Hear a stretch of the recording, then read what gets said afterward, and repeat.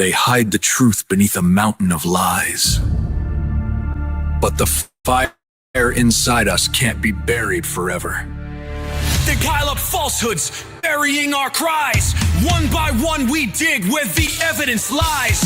Nesters in the shadows, piecing every clue, shining light on secrets that they never wanted you to view. Smoke and mirrors crumble under our gaze. We won't back down, we're done with their maze. The ops unravel, media feeding gloom. Kids didn't deserve to die, their story needs room. No proof, no confession, plea deals won't suffice. We're taking back possession of the one thing that's right. Truth heat rising from the ashes of their lies. Fireballs ready to drop across the looted skies. We'll lift the veil, ignite the spark of justice bright. Stand case by case and bring the truth to light. Whispers in the corridors, they thought we'd look away, but every hidden thread unravels when we slay their charade. No more spin from their headlines, no more silence cries. We're the voice of those forgotten, watch their empire collide. Truth's a phoenix feather rising in the flames. We'll trace every lead, break their iron chains, we'll break their iron chains.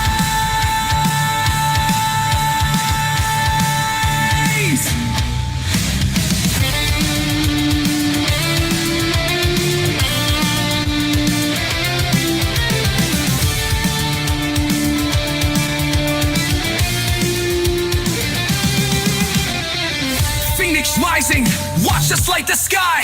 Truth the weapon they can never justify. One case at a time, we claim what's ours to fight. Rising up together, set the world alight. This is just the beginning. The Phoenix will never stop rising. Brian has been essentially convicted in the media. He has a right to have this information withheld, brought out in public, so that people can see it's not this neat little package. So people can start to wonder if Brian's innocent. Your Honor, Brian is innocent. So if I talk about things that are in the affidavit, and if I talk about things that we're seeking that the state wants to hide, I think that's fair game for the public to hear.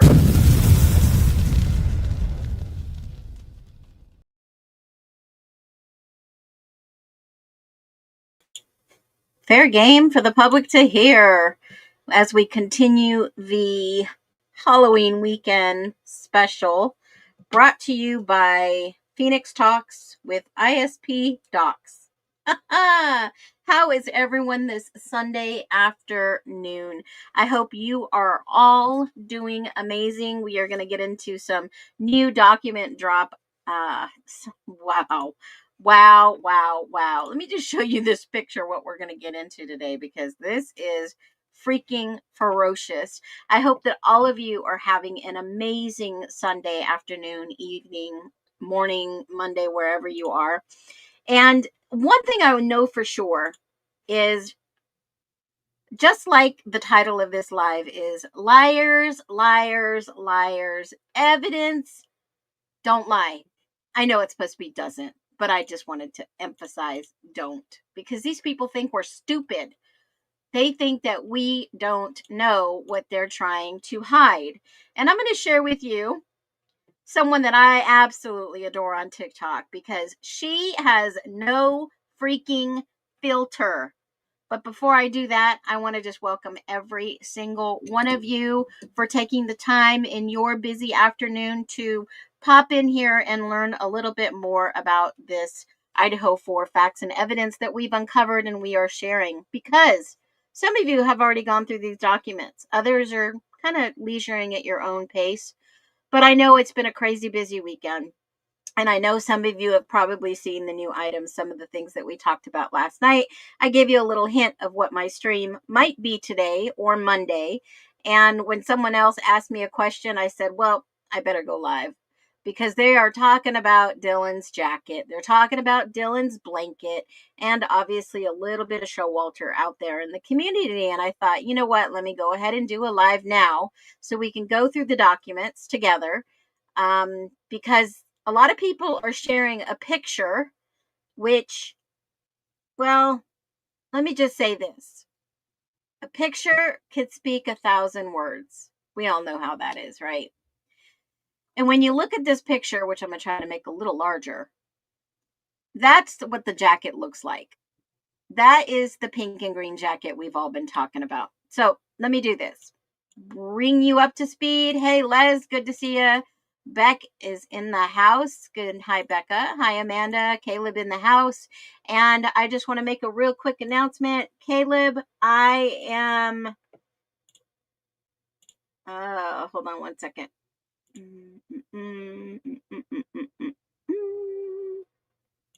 One second.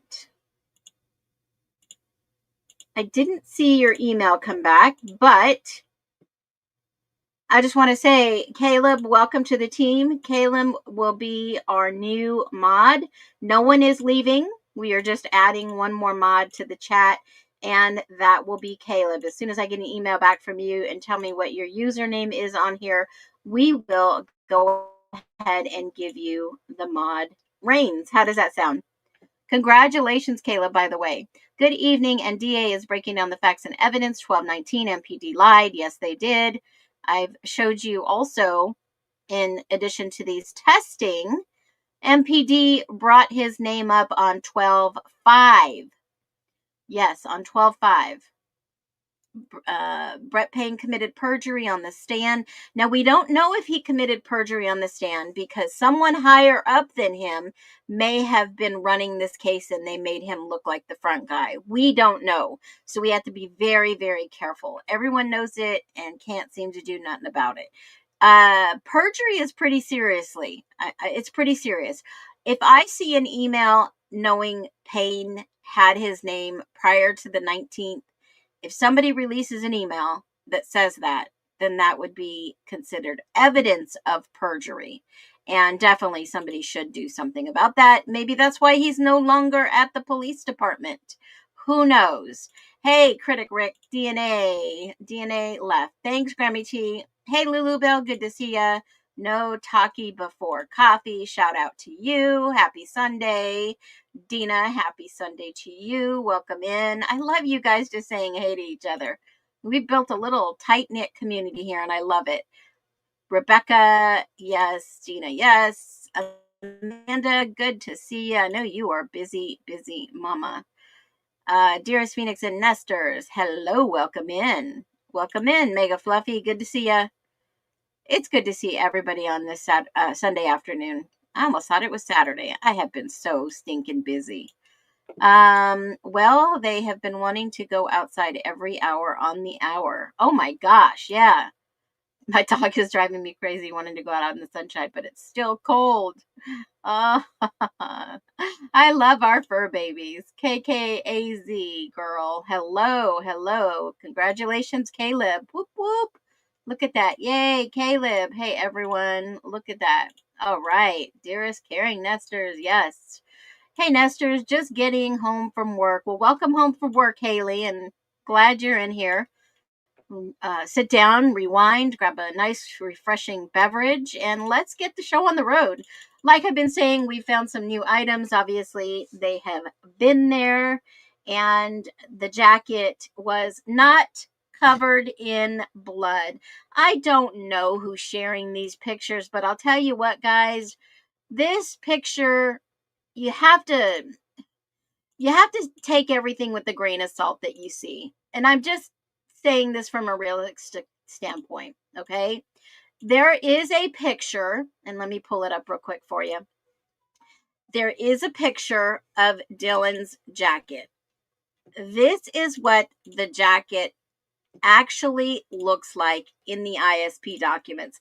If I was to wear this jacket, and I'm sure you could wear this jacket possibly reversible or inside out, or have you guys ever seen those jackets? They're kind of, you can wear it inside out or whatever.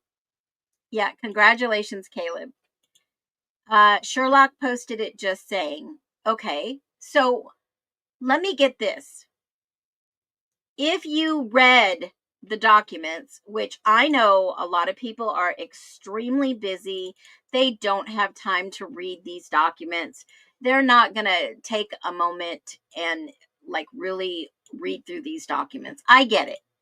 But we have to have some type of integrity when we are sharing pictures from these documents that don't tell the true story. We don't know what type of blood was on there, just like when they say we tested the DNA. And unless they specifically say in these reports, yes, this was so and so X, Y, and Z DNA, we don't know. We don't know. But I do know when this jacket was tested, okay, you have to look at the overall biology analysis notes. You can't just look at a picture and say, oh my God, that's blood. Well, the little negative signs mean it tested negative for blood. What was it? Have no idea. Maybe it was ketchup. Maybe it was barbecue sauce. Maybe it was a drink that was spilled. I don't know. But the picture of the jacket that everyone is sharing all over the internet and saying that it is, it is Dylan's.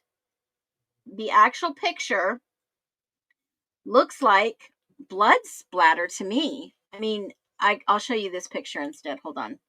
Let me show you this one. Let's see if I can make this a little bit bigger. And let's see. I can make this one bigger.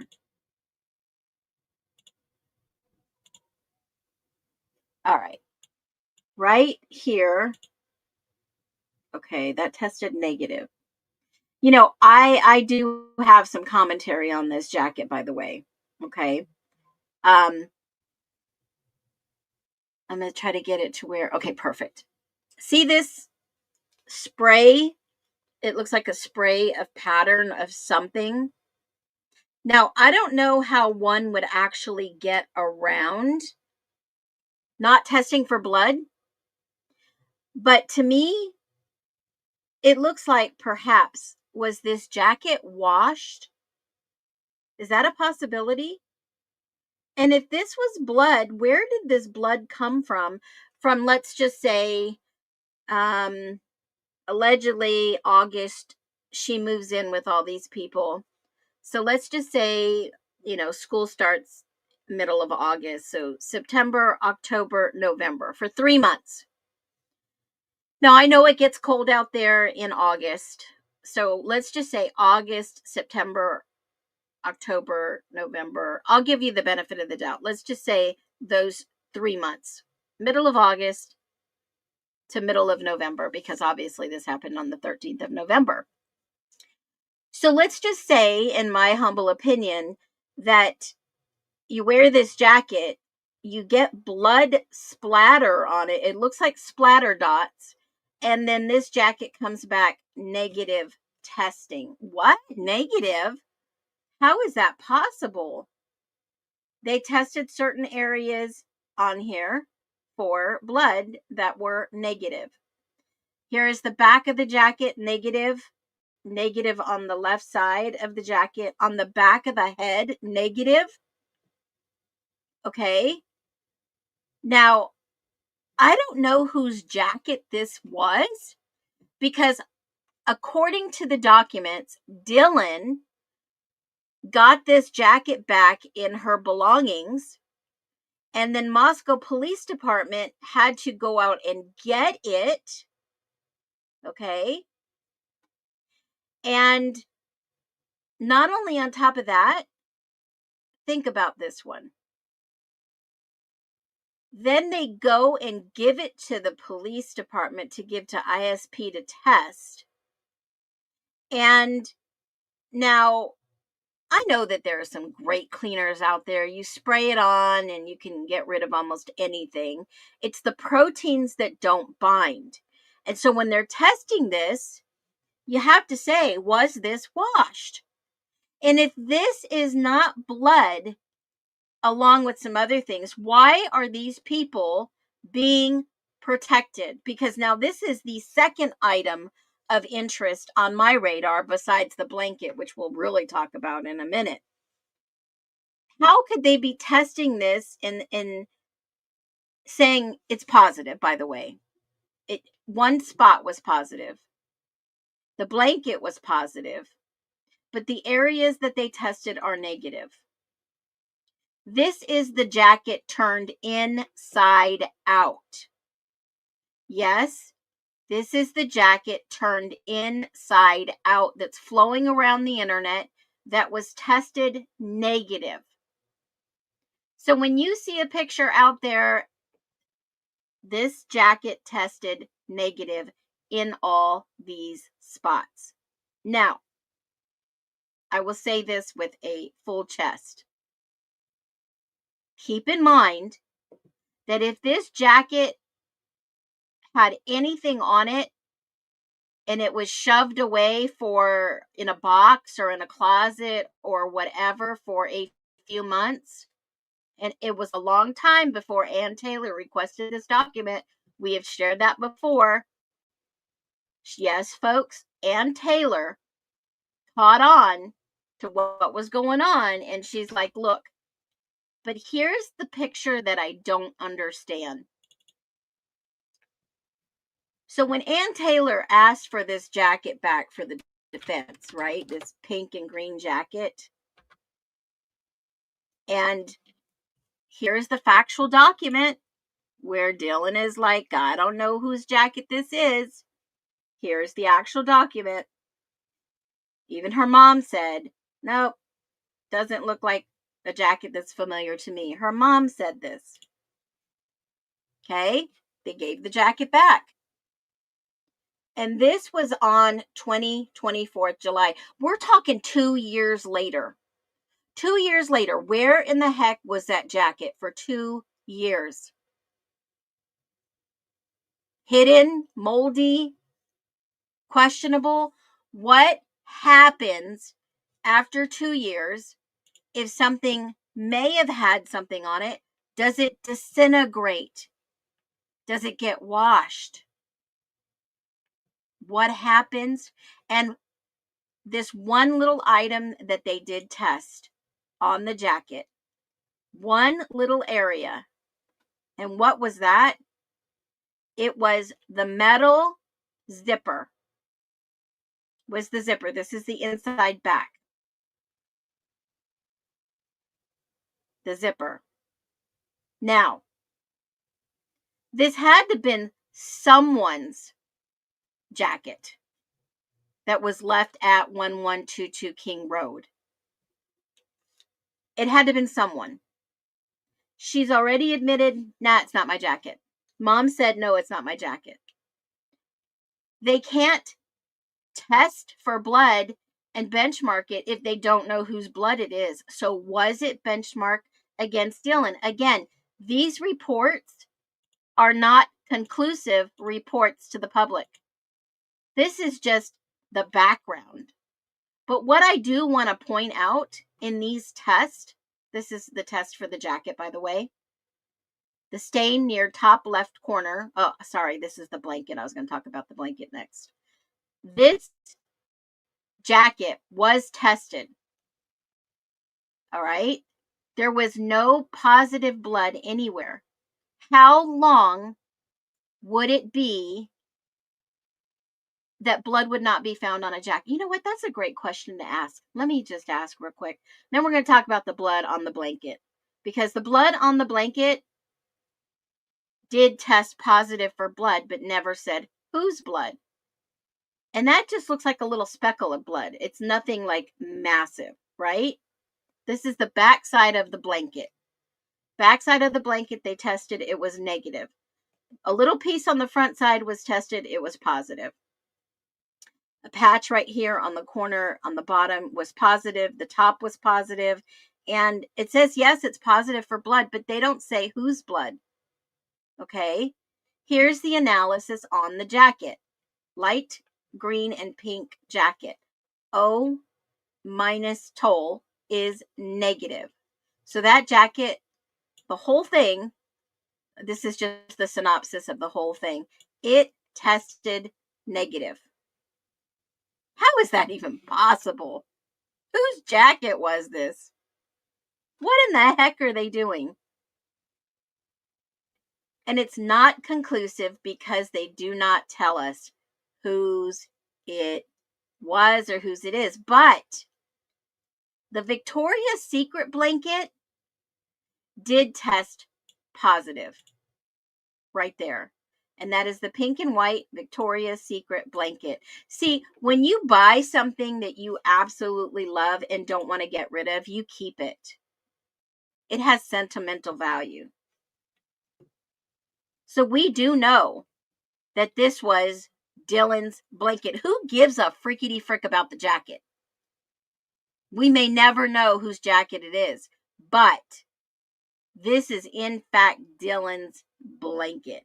This pink and white Victoria's Secret blanket, pink fleece with red hearts, blank on the back, fibers and hairs left in place, tint, debris. They used a light. They totaled 8 stains, 6 on one side near the right, left. Whose blanket was this? Was this Dylan's blanket, or was this someone else's blanket that Dylan took? Well, I don't know, but we all assume it was Dylan's blanket. We don't even really know whose blanket this was either. This jacket was in Target stores in 2024, 2 years later.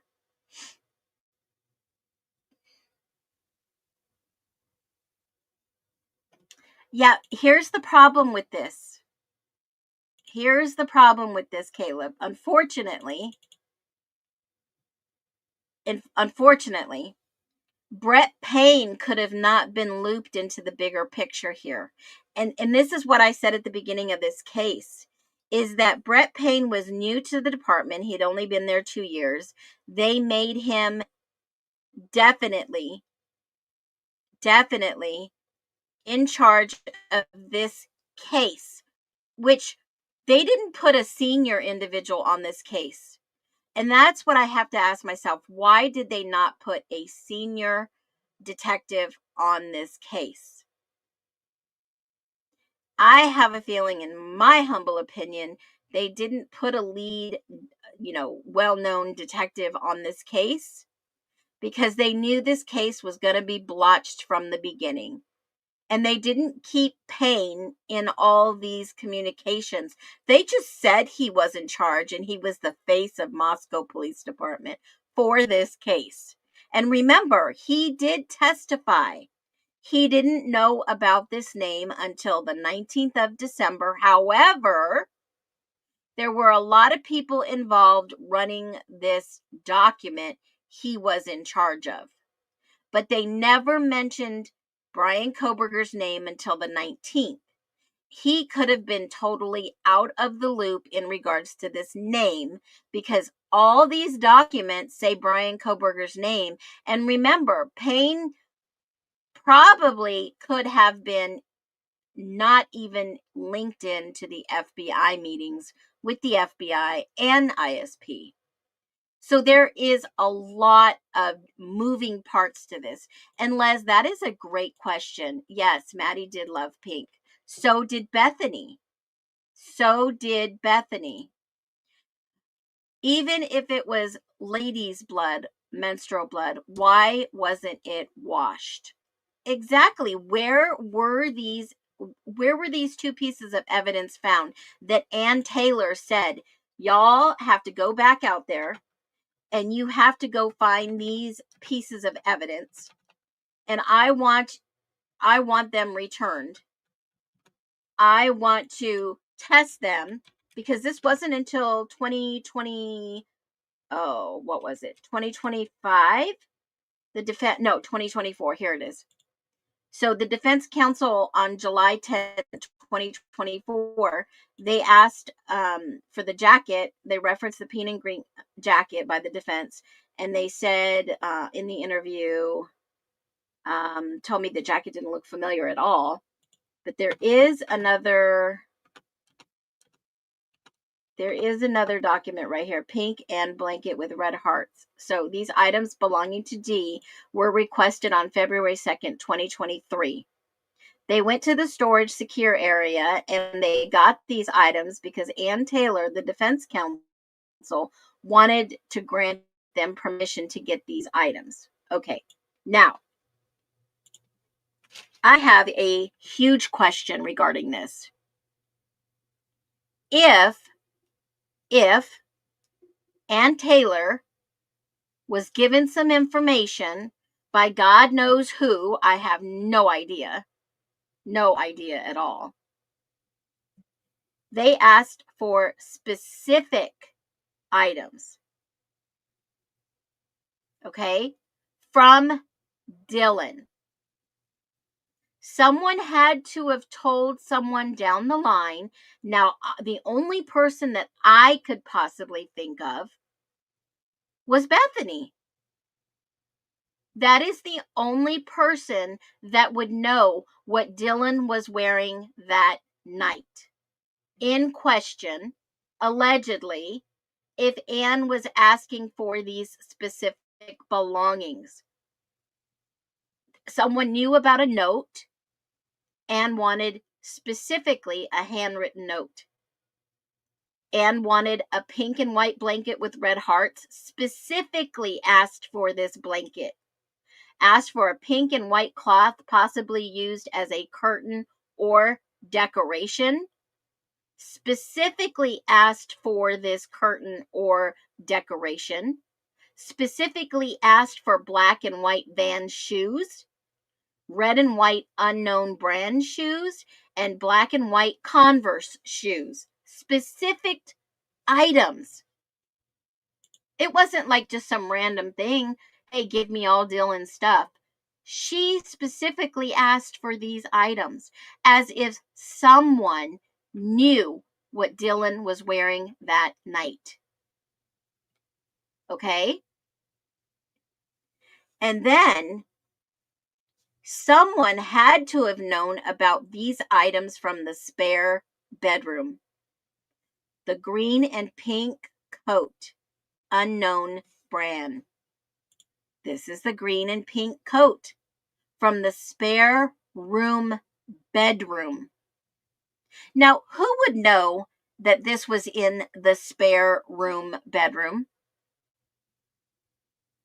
And that also in that spare room bedroom would also probably be an Adidas black and white short sleeve shirt, t-shirt, size small.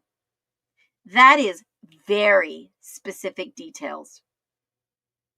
So who was there that possibly could have told everyone or someone what DM was wearing that night? DM and a unified additional female. Because remember, there was an unidentified female DNA in the documents. And what I'm going to show you only further corroborates what I just said. Because there was, in fact, someone else in this case that's not dead, that is actually alive and was considered perhaps either a suspect or a victim. And when you look at this document, you see in the ISP documents that this testing for the pink blanket, the stain near the top left corner, the stain near the top right corner, and the jacket that were tested right below Brian Koberger's name is this blank redacted spot. Right below his name. Now, if that had been somebody that was dead, they might have named him because, hey, the guy's dead, female or male. And also, it wouldn't have been redacted. But if it's another victim, they would be redacted. It would be redacted. So who was this odd, strange DNA that's been found. There was some other DNA there, folks. Definitely was some other DNA. Yes, yeah, Ashlyn was on the lease, but she was not living there at the time. She was actually in Boise. Yep. It's kind of wild. Yep. And her mom said that she wasn't there either. LM was there. Yep, we talked about that earlier. She was there earlier. Definitely. So when they say unidentified DNA, is that because somebody didn't want to give their DNA, or is that because they have their DNA and it didn't match? Why, she was planning on coming back. Absolutely. I agree, Les. She was planning on coming back, but she decided not to. And that's when Kaylee allegedly took over the room on the 3rd floor. Yeah, LM was watching. Yep. Yeah. Why are all these people lying, right? So when you start looking at the blanket, it says clearly, hold on, this thing keeps wanting to scroll. It says clearly the results of the presumptive chemical test was performed on item 132. Item 132 being the blanket. And it indicated the presence of blood on that blanket. Then you look at the item 133 was the jacket, right? The jacket, the results from the presence of blood on the jacket were negative. There was no blood found on that jacket. No blood. Okay. That was per ISP. How convenient. But they did document for DNA testing on 1.3.2, and that is the stain on the right corner. Now, like I said, these are not conclusive results. They don't tell us whose it is and what results there are. None. Jenna said she was there all the time. She was going to move in. That's a new one. I've never heard that before, ever. I haven't watched Jenna's interview. So is Jenna's interview out? Let me just take a quick peek.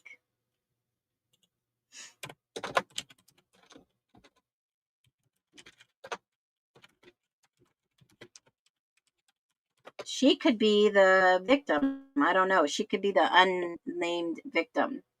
Oh, yeah, 6 hours ago. Truth and Transparency. Master Nature. General McClure's initial police statement. New doc drop. Here we go. Jenna McClure's interview. Let's see.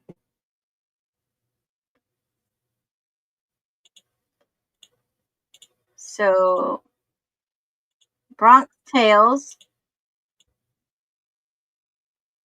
Shout out to her. She's got it loaded up. Hold on one second and we'll take a look at it. I want to see what she's got to say. All right. Shout out to Bronx Tales. Let's see what she's got for us. All right, here we go. I don't know what commentary is in on this. Let's see. Here we go. I'm sure it's heavily redacted.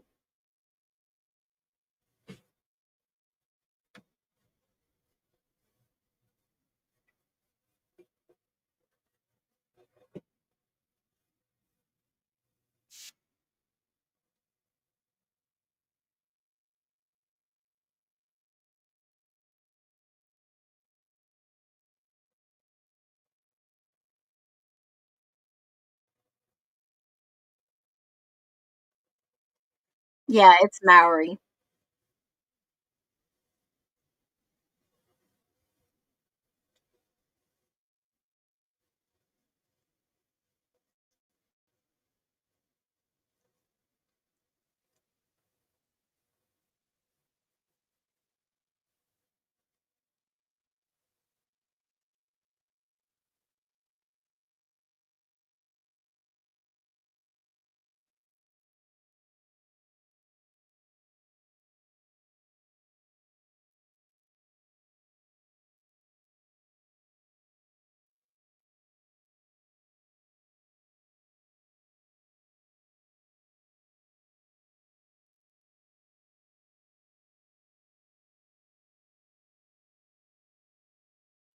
How old is Jenna McClure at this time? Does anybody know?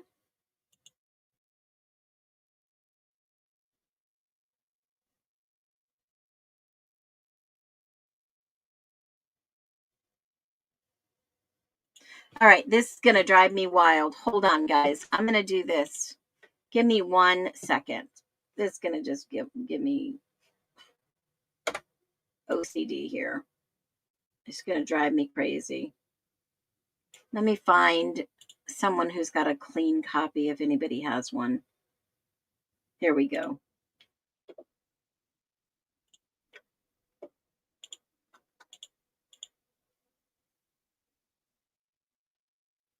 Shout out to Connor once again.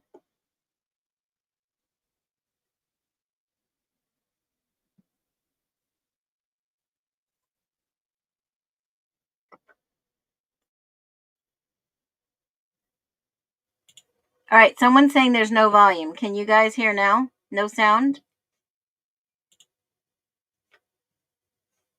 It is redacted.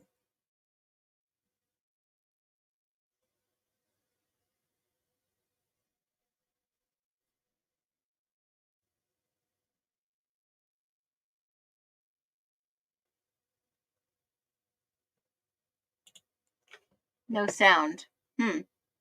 Hold on 1 second. Let me test this.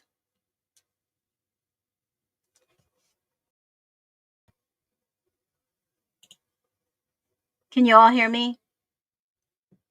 Audio check, audio check.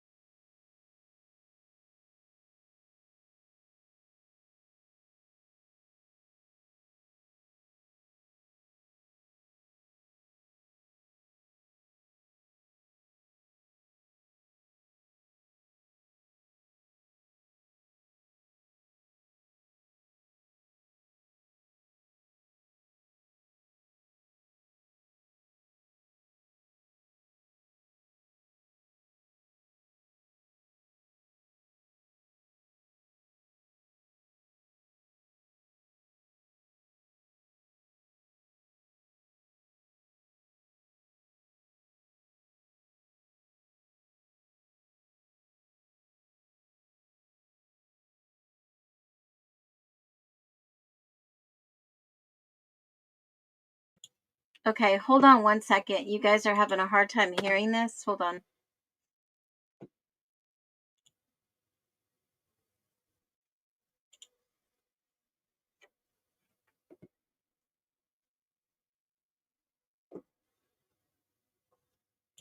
All right. Can you guys hear me?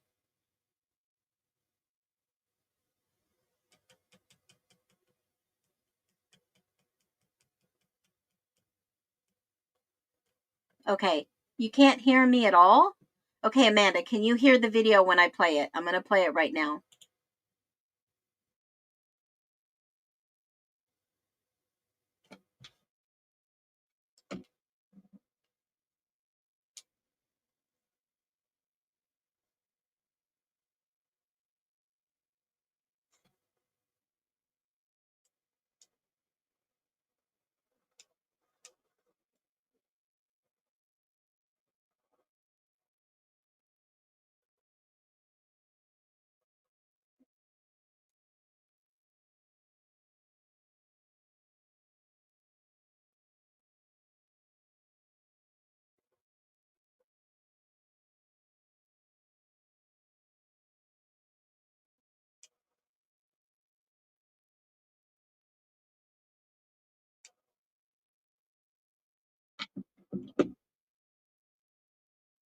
Okay, for some reason, I don't know why you guys can't hear the audio, but it is on closed caption.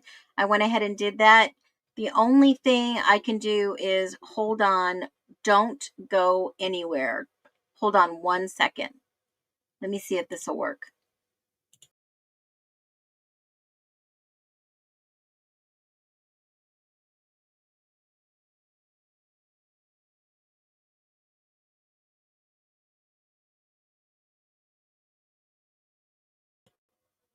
Okay. Let me see if I can try to do this real quick.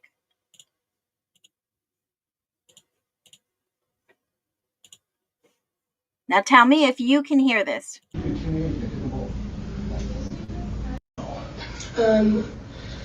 So I texted back this morning when I woke up to ask her to, I just asked her if she was awake because I wanted to get coffee or something, and she called me about an hour later and said, hey, like we're kind of, me and Dad are like in my room right now, like the rest of our roommates aren't answering, they're just kind of freaked out, and I heard Dad on the phone in the background like talking to someone saying like I saw somebody or something, and I just didn't know what was going on, and I was like, okay, that's weird, like I'm concerned for you guys, like do you guys want me to come pick you up? And she was like, honestly, yeah, like can you just come over? And I was like, sure. And I was driving there and she texted me and said also on the way just to check things out. Okay. And then right when I pulled up, I'm pretty sure I rolled in right as the police were behind me. Okay. So I parked to the side and like kind of near, like in front of the house, and then the police came. What time did you That she was awake or Yeah. that I was coming? first time you texted her? I texted her, you awake at 11:20. Okay. Was that using just Messenger? It was my message. Okay. It's two people that are actually using the native text. Thank you. Yes, So we're using my Slack. Thank you. And then what time did she reply? I'm trying to see the time that she called me. I think if you slide it to the left, try to slide it to show it. Oh, okay, so she called me at 11:49. Okay. So that was when we were talking. And that's when she said, hey, yeah, I want you to come get me. Yeah, actually she was like, hold on 1 sec, and hung up before she asked to come get me. Okay. And then she texted me at 11:15, said 1 sec, and then at the same time I said, you guys want me to come get you? And then she said yes. Okay. Did you attend the party last night at all? No. Okay. I was at a different party, and I actually came over to that party.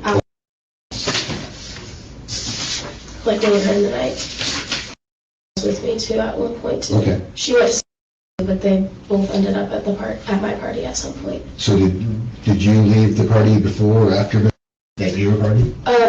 My party, I was there the whole time. She left before me. What time did you leave roughly? What did she mean by my party? Jenna McClure, what did she mean by my party? Was there another party going on that night? Jenna. Was there another party going on?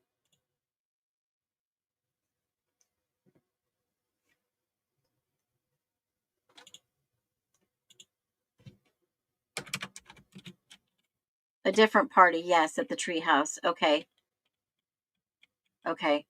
Yeah, okay, so she was at the treehouse, and that was her party. They were all coming in and out to her party.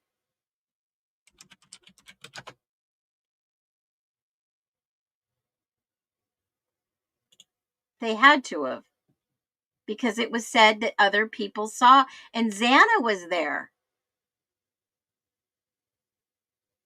Yeah, other people saw Xana at the treehouse. So, if in fact Ethan was done with Maisie and Xana was over at the treehouse, then don't you think that Ethan would go over there and pick her up from the treehouse to go back home?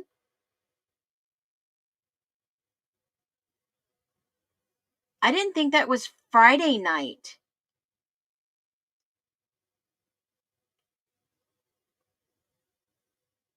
Yes, here you go. Yeah, it's likely that Xana went to the party while EC and HC went to the formal party with MC. Absolutely is what I'm saying. So Xana and Ethan were separated while they were at the party with Maisie. Then Ethan and Xana had to meet back up. But there was a picture of Xana playing the guitar at 2 a.m. Somebody had, taken a picture and showed the police. So we know, well, around 2 a.m. We know that Xana was there and not at home, like the PCA said at 1:40. Well, the PCA never really said they were back home by 1:45. The major lying, massive mainstream news, in my humble opinion, lied. But Xana was seen in a picture, and yeah, the dates aren't clarified, either Friday or Saturday. And it looks to me like this happened on a Friday night. It seemed like this happened Friday, not Saturday. The football game, the dates, and oh man, this is just so wonky. All right, let's listening to her and see what else she's got to say, because wow. Correct. I can also tell you because she was also there. And he's got her just looking I'd through say her phone. around 1 a.m. Okay. Isn't he going to ask her for her phone like everyone else? What time did Left at like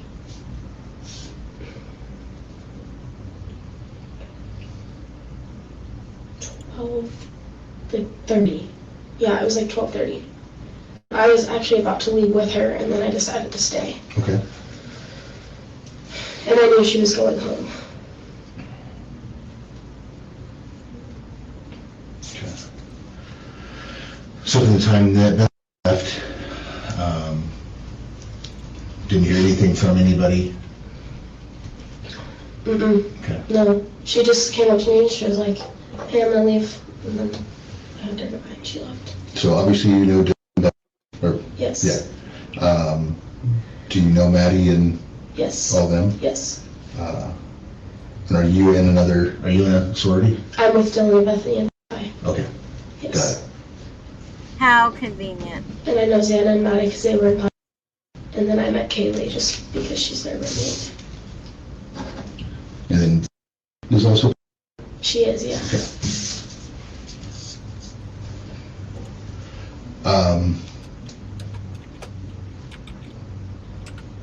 And I apologize. Xana, Maddie, and Kaylee What about them? are they all the same sorority? Xana, Maddie, and Kaylee dropped the. So Xana and Maddie were both in, but they dropped. Okay. And Kaylee was in, and she dropped. So they were all dropouts. They weren't in a sorority. Okay. Or they aren't anymore. Didn't she? She almost said an I, didn't she? Xana and Maddie. Let me go back just a few minutes. And I apologize. Xana, Maddie, and Kaylee What about them? are they all the same sorority? Xana, Maddie, and Kaylee dropped the. So Xana and Maddie were both in, but they dropped. Okay. And Kaylee was in, Another and she one. dropped. So they were all dropouts. They weren't in a sorority. Okay. Or they aren't anymore. Okay, for somebody who doesn't understand the whole sorority fraternity world, why did you drop out? Money issues, or you're just not liking, like, the girls telling you what to do all the time. Okay. I guess that's their kind of issue, I think it was.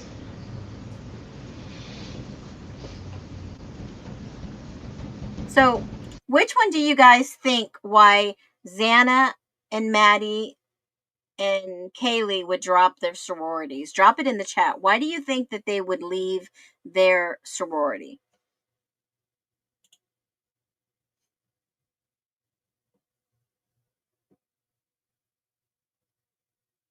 I'm just curious to what you guys would think.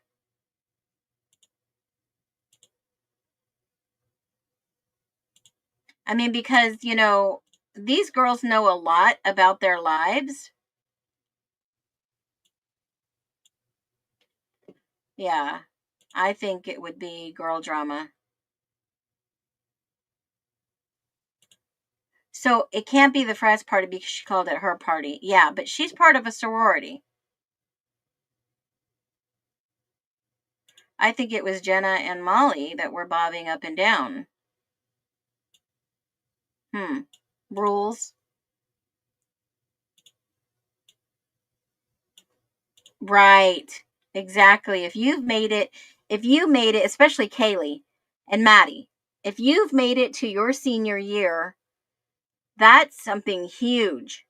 That's where you get to tell people what to do. That's where you are getting ready to leave an impact, right? That's where you set the tone of what's happening to the next group, the next lower, freshman or sophomore. You're the top one on the totem pole. You get to be in charge. So something had to have gone on in these sororities, especially with Maddie and Kaylee. They were in two different sororities. Okay. Two different sororities, same organization under the Greek life, by the way. You don't just walk away from something that you've put money and time and energy towards, unless you don't want to be a part of that lifestyle. You choose not to follow the rules, or they just didn't agree with what they were being told what to do. So, yeah, no rules and drama, girl drama. Tired of control that had over them, maybe. Yeah, I've been asking that for a year and have never heard an answer. Hazing, possibly. I believe they were on suspension. I think one of them is on suspension until 2030. Let me check and see what other sororities are still on suspension in Idaho, especially the University of Moscow.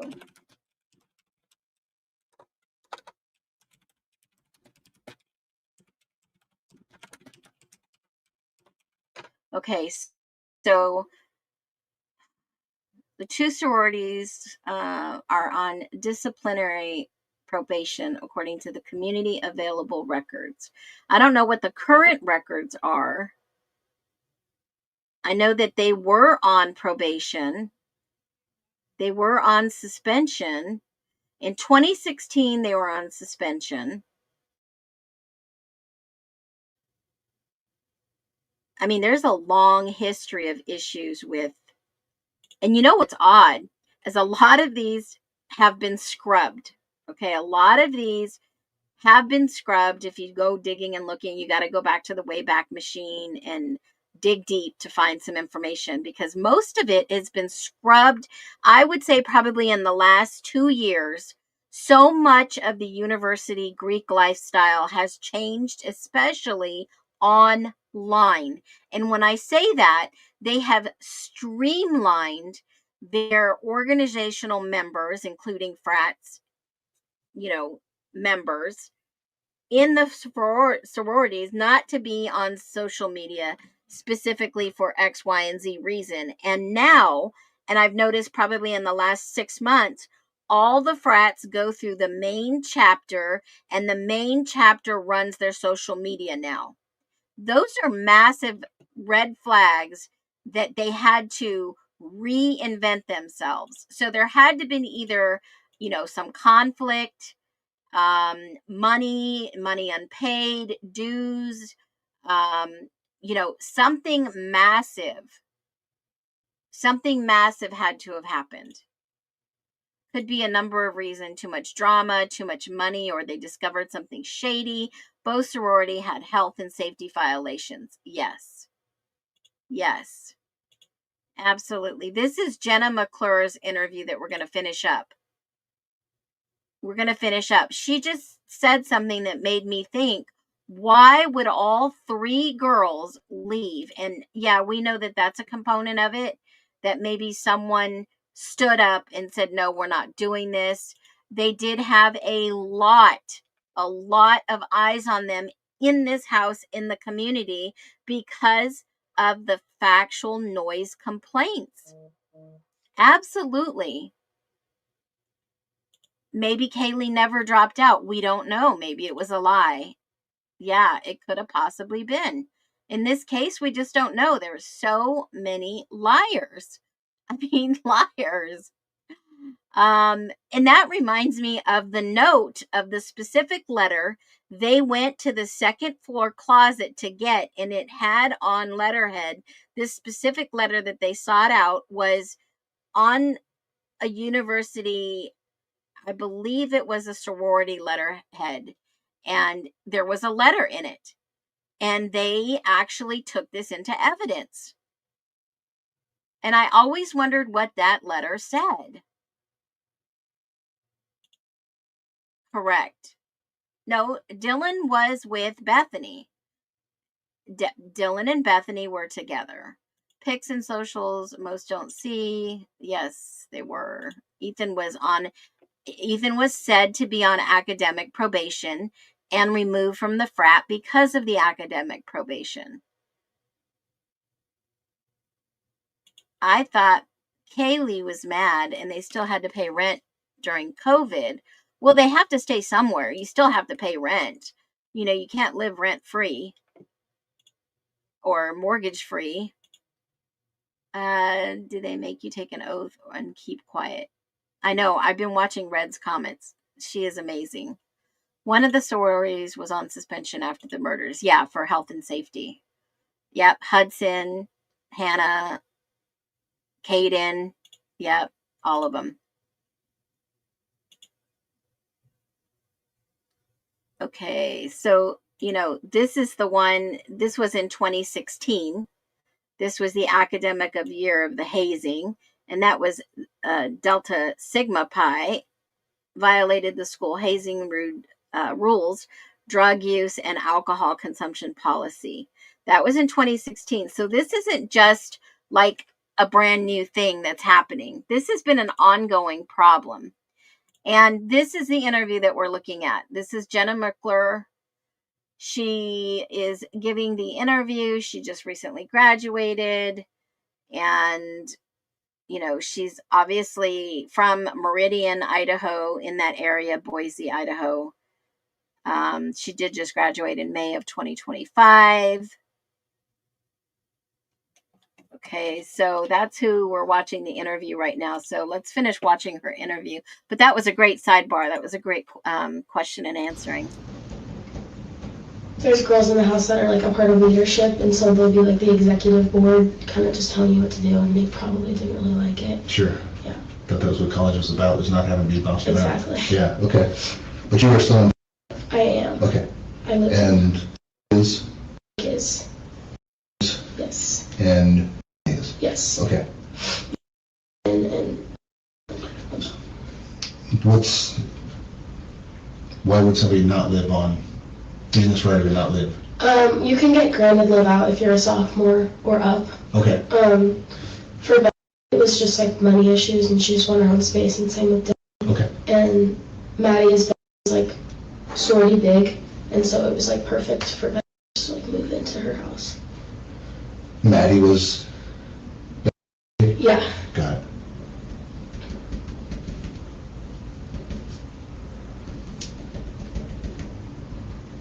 So what year were Xana, Maddie, and Kaylee? What year of the school? Xana's a year above me. She's a junior. And I believe Kaylee was a senior, and I know Maddie was a senior. I know for sure Maddie was a senior. I'm not sure. I'm pretty sure Kaylee was a senior too. Okay. So Maddie was a senior, so Bethany's a sophomore, and so is Dylan. Okay. Okay. So is there anything that's been going weird with people talking, people showing up? At the house? Like the house? At all. Yep. I mean, I know that Kaylee, like a month ago, saw like a dark figure staring at her in the woods when she took her dog Murphy out to go pee. And I don't know, their apartment's always giving me like bad vibes. And we always we didn't joke about there being like a stalker, but we were like, seriously, like, there's been countless times that we. Wait a minute. Here's another stalker reference. Another one. I just have a really, really quick question about this.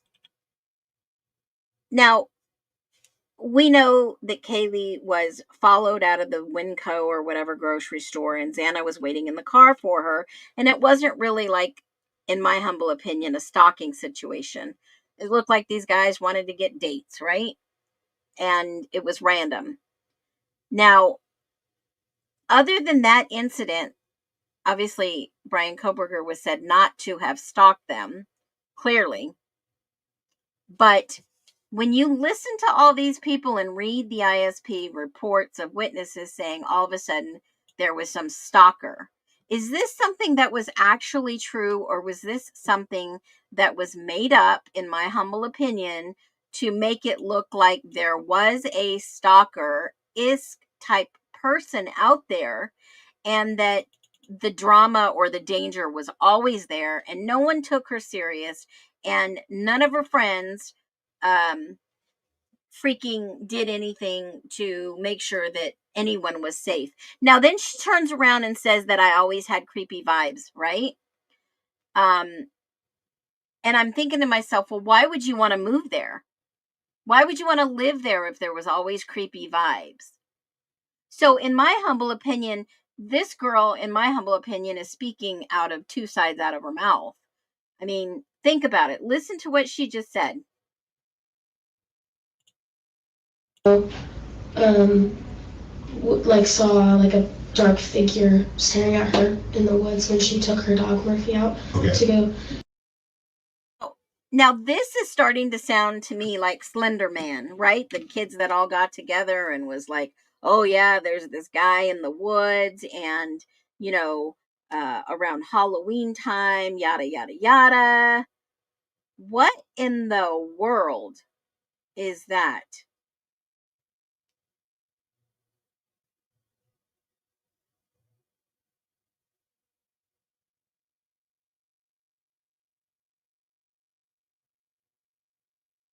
What do you think of that? I mean, is this just something that they were maybe all taking some mushrooms or whatever, and everyone's all, allegedly? I mean, it's, yeah, right? Hey, yeah, congratulations. It does look good in blue.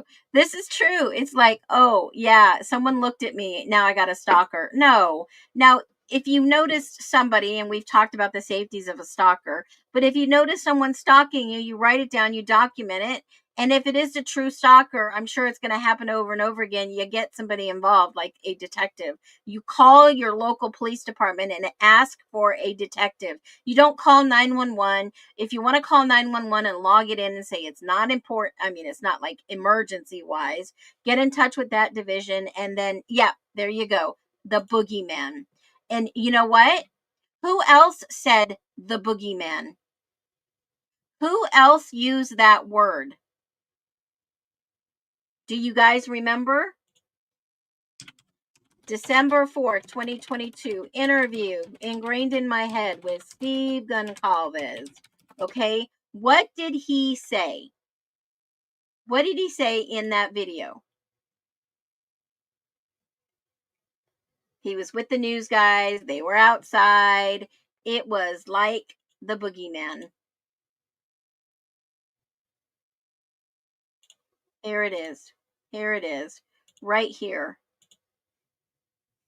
Let's see. Crazy.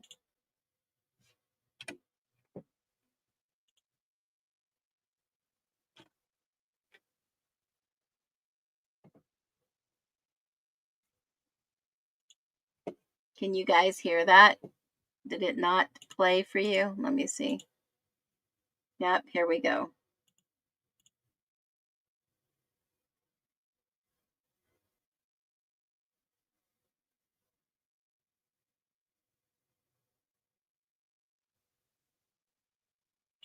There it is. That's the boogeyman narrative that they were trying to get us to believe. Hopefully you guys heard that audio. Did you hear the audio from this clip? Anyone? Boom. Yep. The boogeyman is in everything. Nope, you didn't hear it? All right, hold on 1 second. Let me grab it. I like having a hard copy anyways. Let's do this. Give me 1 minute and I'm going to give it to you. I'm revving to go. Here we go. I don't know why.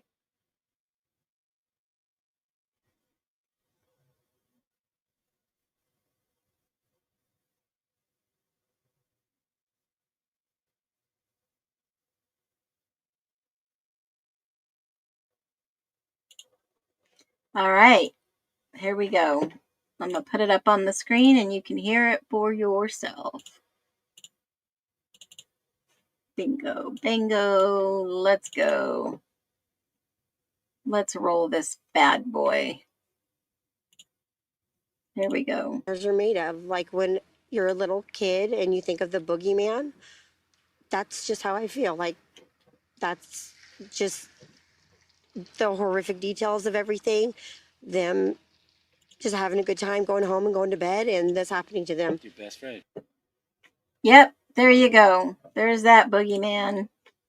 Crazy, crazy. The story that we were told to cover up all their lies. And like, I don't know, their apartment's always giving me like bad vibes. And we always we didn't joke about there being like a stalker, but we were like, seriously, like, there's been countless times that we've been like just scared because like we hear things or. And that's just at the house itself?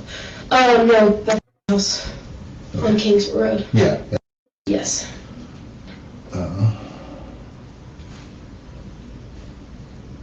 Kaylee was upstairs. No, she's on the 3rd floor, right? Mm-hmm. And you said that was about a month ago that she said that something weird I happened? believe it was like a month ago, yeah. Okay. Nothing else as far as text messages, social media, nothing that's No, not that. getting the girls, any problems between the So let me just get this right. These cops here are okay with all the underage drinking as long as they're inside and they're not walking around, stumbling around, or have beers in their hand, because that's typically who they stop, as we know from the Banfield camera, the body cam. So even though this girl sitting here, allegedly her birthday was in 2003, was she in 2003? She would be approximately 19 at this age around this time in 2022, if I'm doing my math right. So around 19, 20. And they're okay with all these underage kids admitting they were at the party and doing X, Y, and Z. And I'm just shocked. sisters? That live at the house or Just in general. No, not at the apartment, no. Okay. They're all like best friends. Same with, there's no real big problem. Nobody stole somebody's boyfriend or ate somebody's cookies or? I mean, probably, but can't think of anything. Okay. Listen to that. Sometimes we tell the truth very subtly. Did you guys catch this? All like best friends. Same with, there's no real big problem. Nobody stole somebody's boyfriend or ate somebody's? Nobody stole someone's boyfriend. That's the question he asked her specifically. Now remember, she parties with these people, and let's not forget my wonderful video I wanted to show you before I got started that I got sidetracked. This video, watch this. Now, I knew we were lied to from the very beginning. When that PCA came out, I called bullshit. I knew it didn't happen the way that it did in that PCA. I knew there was a lot of pieces missing, which of course there would have been. This was an ongoing investigation, okay? And we're the public. We're not privy to everything. But they lied. They lied continuously, okay? They lied in these documentaries. They lied in these books. They wanted you all to look one way and one way only. And a lot of you fell for it. This is not the same night sheep. It is not. The only way I would believe that this is the exact night sheep that was found underneath Maddie's body is if I could see a picture of it in the bed. That's the only way I would believe it. It doesn't make sense. This looks brand new. Okay, where's the blood stain on it? It looks brand new. How are we not understanding that? To the Dylan supporters, how can you explain her coat, jacket, whatever this is that was found in her room that had blood on it? This is how the night sheep should have looked. It should have some type of stain on it from blood. Some trace of blood should have been on that night sheep, and the fact that it wasn't, it really bothers me. Just like Murphy. Murphy was squeaky clean. How are we not getting this? And I know some of you may think I'm yelling and I'm trying to dial it back, okay? Because they think Justine is angry, and I am not. I am just very passionate about this. I am very passionate about calling out bullshit. I am very passionate about letting people know about the corruption that exists. There are not... Okay. Now, I love her energy. I love her passion. She is in some type of capacity of going to legal school officially. But what I'm saying in this video is she's passionate. And sometimes when we are so passionate, we don't read documents, and they just showed the inside out of the jacket, but there was no blood evidence on that jacket. Now, the blanket, yes. And you can find her on TikTok. I don't know if she's on YT, but I know she is extremely busy and she is in the process of attending college. So I will say this. She is one of the few that has been screaming that the roommates obviously know more, which a lot of us agree to that. We can disagree to agree if you don't want to believe that, but we know this. But I would have been screaming and preaching out on the street. What about the blood on the blanket that they found? Where is the exact document that shows us the conclusion of whose blood? Where did it come from? What was the DNA? You know, all these lawyers, judge, whoever, have this freaking evidence. They have the evidence of who did this. They have the DNA evidence. Now, we know that it's not Koberger. So why did he take a plea deal? Why did somebody factually innocent take a plea deal? They gave him no option. He played their game. He lost. He played their game, he lost, and these mother freaking liars out there are roaming the streets. Period. In my humble opinion. In my freaking humble opinion, they didn't arrest the perpetrators. With an S. There is more than one. More than one. Now, this girl, Justine, she's amazing. I've been able to talk with her before. She has a lot of haters, but she is the real deal. She's not with any agency. She is independent, and she is looking at this case, and she has picked it apart for the last few years. And let me tell you, she will tell you as it is. As sometimes you'll get a little bit of spicy Phoenix. Absolutely. They are just continuing to lie in our faces. If you do not read these documents, you will believe all the lies. You will believe all the lies. You know what? I agree. 30 plus years of being a prosecutor. He's only had 3 cases that went to trial, and he actually found someone guilty with no body. No freaking body. How is that even possible? How is that possible? Oh my word. But I'm going to show you one other video. Let's go back to Jenna and listen to this. And I'm going to pull the video up while we're watching this, but let's watch this. These cookies are... I mean, probably, but I can't think of anything at the moment. He asked her, and this is why I did this. He asked her the specific question. Like best friends. Same with, there's no real big problem. Nobody stole somebody's boyfriend or ate somebody's cookies or... Nobody stole someone's boyfriend or ate someone's cookies. Now, who stole someone's boyfriend? Well, someone was eating their cookie. I mean, come on. This cop is asking the same specific question that, who was it that asked Bethany? They asked Bethany a straight out question. Is that something about the corner club? Was there a fight? Was there something? And she was like, oh no, we don't hang out with them. Give me a freaking break. These cops know what happened, but these guys are liars. They're not telling us the truth. I mean, probably, but I don't. There she says, I mean, probably. She knows. This girl has to know. Can't think of anything. Okay. Fair enough. Nothing major. Nothing major. There's 4 unalive people back at the place that you were going to live at. Now you think it's creepy because there's a stalker. Nothing major. Okay. Anything else you can think of that I should need to know? Just weird, out of place? I mean, I was curious of how the person got in, but then, I mean, sometimes their door doesn't lock all the way. They have a code to get in. Sometimes I just open it and it opens. Okay. Did you know the code to get in? I do, Okay. yeah. Is it something common for the friends to know?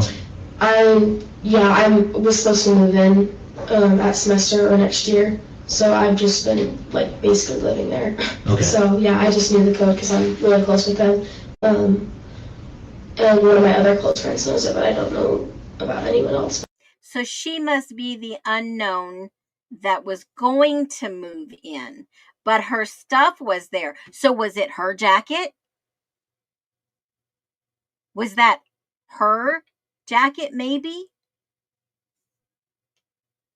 But yeah, sometimes I'll just go in. There's like a party happening and it's just like unlocked. Right. So Sure. That makes sense. yeah.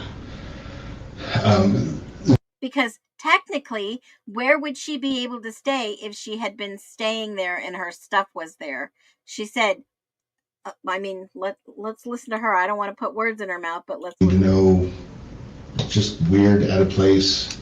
I mean, I was curious of how the person got in, but then, I mean, sometimes their door doesn't lock all the way. They have a code to get in. Sometimes I just open it and it opens. Okay. Did you know the code to get in? I do, Okay. yeah. Is it something common for the friends to know? I was supposed to move in at semester or next year, so I've just been like basically living there. Okay. So yeah, I just knew the code because I'm really close with them. And one of my other close friends knows it, but I don't know about anyone else. But yeah, sometimes I'll just go in. There's like a party happening and it's just like unlocked. Right. So Sure. That makes sense. yeah. It sounds like there's a door off of the. So you were gonna move in. Yeah. In next. Yeah. Wait a minute. Hold on. There's like a party happening and it's just like unlocked. Right. So Sure. That makes sense. yeah. It sounds like there's a door off of the. So you were gonna move in. Yeah. In next month. So I was trying to get a live out granted for this upcoming semester. Usually you can't do that, but I know I did that last year, so I was gonna try to do that. Dylan did that last year. She got a move out approval. Was that what she said? I know they redacted it, but it sounds like maybe she knew. For this upcoming semester, usually you can't do that, but I know I did that last year, so I was gonna try to do that. I'm with you. But I was for sure gonna move in next year. With the. So there's the front door that's got the keypad. Yeah, The back door from the kitchen. the sliding one. Yeah. Does that usually locked or unlocked? I've never really tried, but I know they're very cautious about that stuff, so they lock it. Okay. But I mean, a night out. So if she's really good friends with Dylan, mostly, and Dylan gave her this idea to move in next year, would it possibly be that maybe she wasn't in the spare room but hanging out with Dylan? And I think I seen, Cat's girl. Was her stuff probably in Dylan's room last semester, first semester? I think Kaylee left the Alpha house because she didn't want to pay the full year of sorority dues. Well, remember, Steve said I paid that bill. And I wonder if that's what, Kaylee left and she still owed money. We don't know. It could be all speculation. In my humble opinion, BK is working with them. I believe so, in my humble opinion, in the case, so they have a solved case and they don't try to get it. Yeah, absolutely. I mean, this lines up to why he was so tan in the courtroom when he should have been locked away, and he's got to walk in there with a short haircut and a tan, and I just thought it was kind of odd. Sounds like she said she had already moved in. Kind of. They were probably trying to avoid the and if you think about it, I don't know how this works and if Big Red's still in here. If you are in the sorority and you move off campus, it probably cuts your, expenses for living. If there's 6 people living in a house and you divide it by however many people, and divided by the amount, you could probably save some money and still be a part of the sorority. If that's, yeah, it's cheaper. So it's actually, when you're a senior, the dues are way cheaper. But it sounds like she wanted to have, to be able to afford this, but stay in the sorority, but live off campus or out of the sorority. That's what it sounds like. Yeah. Guilty, arrest her. No, now there's 4 vacant. Well, now there's no vacancies. The house torn down. I mean, think about it. As she was paying for Kaylee's funeral when he said, I pay that bill. So it felt like, yeah, it could have been that too. The funeral bill. That's what I mean. He literally said, I paid for that funeral. Now that sounds kind of morbid coming from a dad, right? I paid those dues. It didn't sound like he said a funeral bill. I think he said I paid those. Hold on.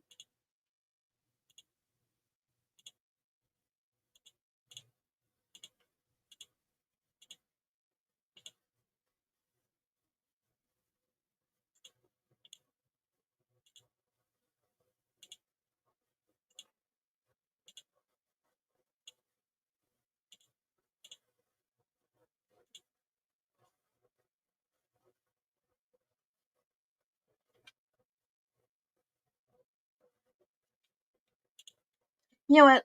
Let's do this. Let's stop this. Let's listen to this real quick. And let's listen to what Steve said. So we're working with them. We're not selling them out. We love our law support. The FBI, everybody that's here, we just have no information as family, and it gets tough day after day after day. I mean, every day you just wake up and think today's the day. We're going to hear something, and you see these, there's a break in the case, and it'll just be something stupid. The 6th person on the lease that was never there. Stop playing games. This is serious. These are people's lives, and this is the future of this community. There's going to be 10,000, 15,000 kids that come into this community next year, or they don't. So be serious. I had the opportunity to speak to some of my sources, and I've been told that there were differences in the way that the victims were killed. Some were more severe than the other. And this week we heard the target attack walk back and then reverse it back to it being a target attack. What can you tell us about the targeted attack? They have told us that it was targeted, but they told us they can't tell who. We asked specifically, and they said, we'll try to get that information. Wow. Wow. Targeted, but they told us they can't tell who. They can't tell us who. On December the 4th, do you think that they knew who did this? We asked specifically, and they said, we'll try to get that information to you. And they got back to us a day or so later, and they said, we're sorry, we can't give you that information. But then a day later, we saw in the news that it was not targeted, or they think the whole house was targeted. But I'll cut to the chase. Yeah. Their means of death don't match. Maddie's They don't. and Kaylee's cause of death, it does not match based on the autopsy report. They don't match. Would indicate that one of them. He doesn't have to may go have up been the steps. Let's stop playing games, guys. I need somebody to step up and be an alpha. Be somebody to be a leader. Don't make me do it. I don't want to do it. He doesn't have to go up those steps. Their points of damage don't match. I'm just gonna say it. It wasn't leaked to me. I earned that. I paid for that funeral. I paid for that. It's my right. You ain't taking that from me. Calm down. If you don't want to say nothing, that's your bet. But don't say I'm leaking anything. I paid that bill. Okay, so there was the answer. He paid that bill for the funeral. So everyone who said that, absolutely. He says, I paid that bill. Good job. You just want to keep it factual. Bam. He's wearing a cat hoodie and they all take that. Yeah, I know, right? Knock the house down. All right, so let's finish watching this video that we've been trying to finish watching, and let's see what else Jenna says. I don't know if they would have, you know. When everybody coming back from a party? Yeah, so I'm not sure if it's always locked, but Okay. they have their trash can out there to the side of the sliding glass door, so maybe they just leave it unlocked because you just open it and throw it away. But I don't know about like the nighttime if they would have locked it or not. You bet. Okay.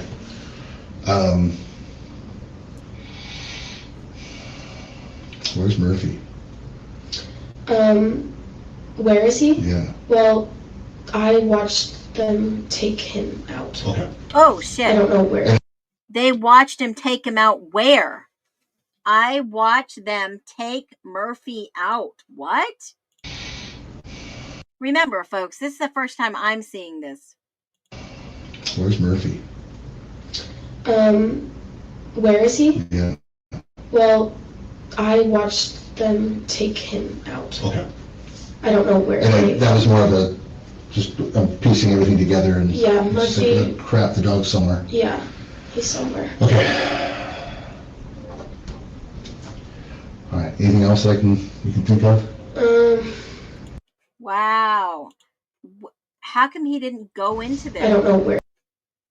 Why did he not? Where is he? Yeah. Well, I can't believe this. She watched them take Murphy out. Don't you think the detective would have asked more about it? If they would have locked it or not. You bet. Okay.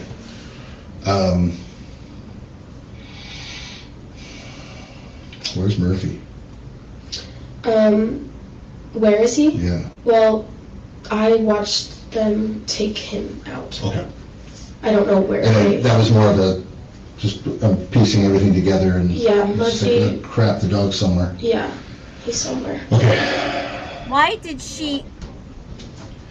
All right. Anything else you can think of? I don't think so. Usually in any kind of traumatic experience, even if you're not there, you know these people, this is going to hit you hard. You might think of something later on down the road that'll pop up when you're looking at a Happy Meal or french fries or something weird, and it just will hit. Yeah. Don't hesitate to call us and just ask. Okay. You guys also have the CTC on campus, right? The Crisis Trauma Center, or what it is. I think that's what the initials are. Highly recommend you reach out to them, even if it's just to get the number and have it. This is not normal. This is not something that normal people should have to go through. So I would say reach out even when you don't think you need it, because that will help stem some of the things that might happen, the sleeplessness, you can get upset stomach, you can get all of that kind of stuff, and it's just not worth it. Right. So don't try to power through things. I guess is my point. As a cop, I've seen really bad things, and I've tried to be the macho guy, and it doesn't work. So ask for help before you think you need it. Anybody out there that still needs to be interviewed that you think that needs to be talked to sooner than later? No more people that I know needs to be. Okay. I don't know if he's been. He might have just walked by. Okay. I don't know if he's been interviewed. Well, what I'll do is we'll go back out and you can point, because instead of me just saying, hey, who's... Yeah, I'll ask who hasn't yet, because I just feel really bad. Hey, serving number 23, then... Yeah. I don't want to do that to anybody. I don't understand when he asks. Let me go back. I want to listen to this one more time. When he asks,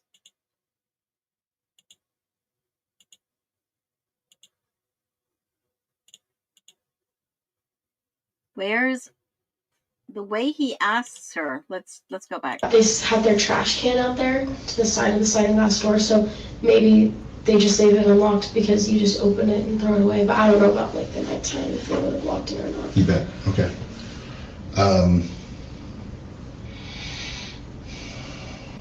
Where's Murphy?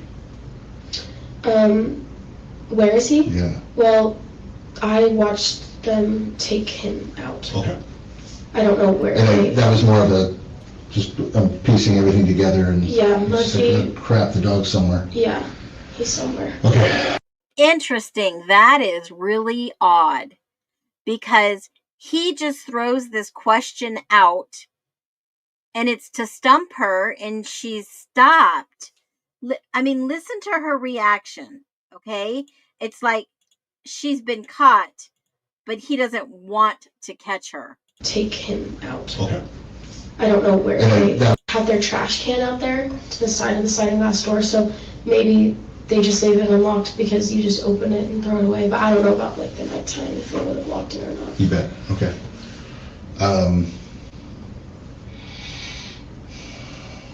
Where's Murphy?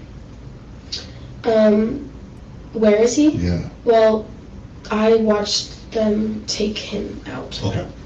I don't know where. And that was more of a just piecing everything together and yeah, Murphy. Crap, the dog's somewhere. Yeah, he's somewhere.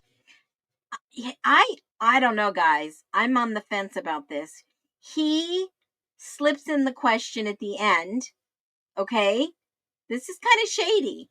He slips the question in at the end to see her reaction. And even if she saw MPD take them out, she reverts back to, I watched them take him out. Well, who is they? Let's break it down. Who is they? He never asked they. He just says, oh yeah, trying to piece everything together. Okay? I want you to really think about this for a minute. When he throws in this oddball question at the end, how is she going to know where Murphy is? How would she know the question he's about to ask about the dog? He knows. But why would he ask her about Murphy? And he doesn't say the dog. He says Murphy. Because if she's around this house all the time, she's got to know Murphy. That dog was left there even when Kaylee was not home. So this is kind of like a house dog. Everyone knows Murphy. Everybody dances with Murphy. Everyone knows Murphy. He didn't ask, where's the dog? He specifically says, where's Murphy? And it catches her off guard. Watch. We can't see her face, but watch her hand movements, folks. Watch them. They just leave it unlocked because you just open it and throw it away. But I don't know about like the nighttime if they would have locked it or not. You bet. Okay.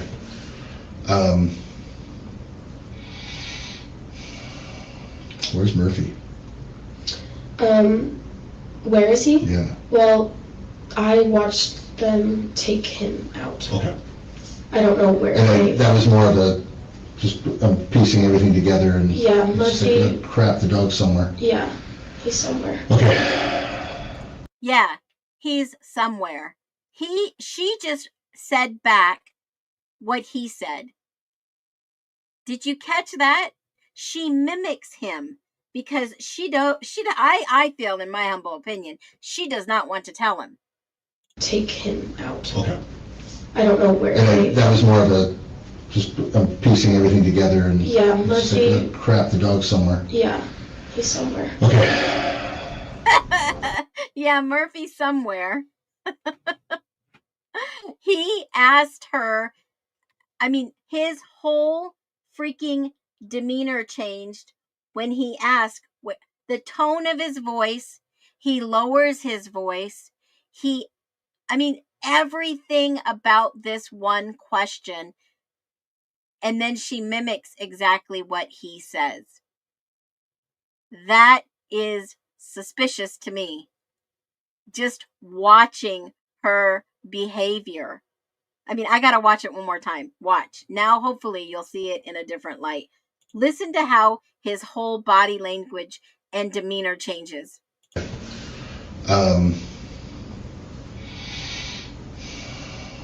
Where's Murphy? Where is he? Yeah. Well, I watched them take him out. Okay. I don't know where. And that was more of a just piecing everything together and yeah, Murphy. Crap, the dog's somewhere. Yeah, he's somewhere. Okay. All right. Anything else that you can think of? I don't think so. Okay. Usually any kind of traumatic. Yeah, I don't think he should be giving any advice. Now, remember, this is Detective Mowry. He is like the creme de la creme, the certified Secret Service expert in looking at videos and piecing things together. He is like the amazing guru of the Moscow Police Department. Okay, he is like the number one guy to go to. He has been involved in actually looking for kitty corn and other things, and actually helping the Moscow Police Department put 3 major guys away in federal prison right after this whole Idaho 4 thing. Something like up to 250 movies worth of data. Okay. Now, yes, there was a drug raid or takedown in Rathdrum yesterday. And this guy was James Pond, 61 of Rathburn. Someone said that. Yes, there was powder cocaine, methamphetamine, hydrocodone, and some 2 pounds of mushrooms. Oh, you gotta, I mean, can't make this up, right? James Pond. Wow. James Pond. You know, remember the Super James Pond Bond? The Super James Pond? It was a video game back in the day. Does anybody remember that one? I just love, I mean, I love finding little things like this that make you go, interesting. I'm not saying that this is like, but there was a game on Sega that was very popular named James Pond. Does anybody remember that? Oh my God. Can't make this stuff up. So, in regards to the ISP documents that were released, let's talk about a little bit about this blanket. Somebody had to have given Ann Taylor the exact details, the exact everything that led them here to request the jacket. Period. Had to have. I don't doubt it for 1 second. I really don't. Because when you look at these documents, they are very specific, asking for certain things. And that blanket tested positive. Now, if I was sharing anything online, who cares about the inside of a jacket that allegedly in the documents actually tested negative? But this Victoria's Secret's blanket tested positive. And I want to see, let me look if we can find anything else in regards to this blanket other than the positive testing. But it says, item 132, pink blanket from Dylan Mortenstein. Did she ever deny that there was a blanket that was hers? Did she deny that just like the jacket? Yeah, Anne asked specifically for the jacket and the blanket. And the date analysis was 6/23/2023. So you mean to tell me they had this testing, they knew, and they kept Brian Koberger behind bars. Let's see. Victoria's Secret's blanket.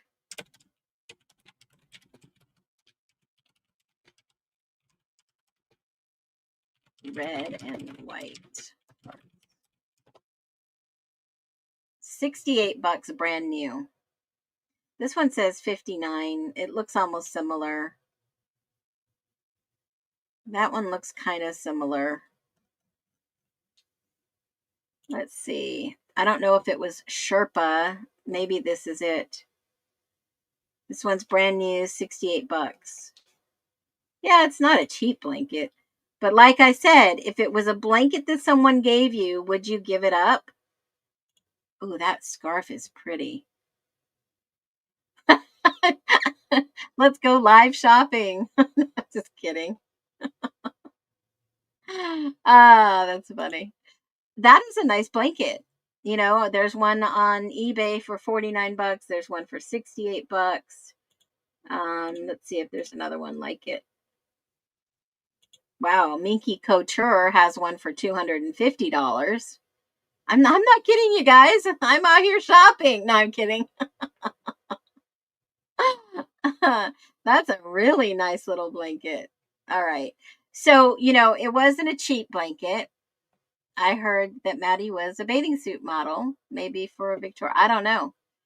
I have no idea. But this blanket seems to be a little bit of controversy here. In these documents, it was tested positive. But let me show you something. Bingo, bango. They put her name right here. Okay. So they assume, no one's ever confirmed that that was Dylan's blanket. But yes, there was blood presumptive found on that test. 6/23/23. The jacket tested negative on 20 total stains. So next time you see a video out there that they're yelling about the jacket, it tested negative in 20 total stains. Okay. You're a mod. Angel, welcome in. Hey, Tony. Welcome in, y'all.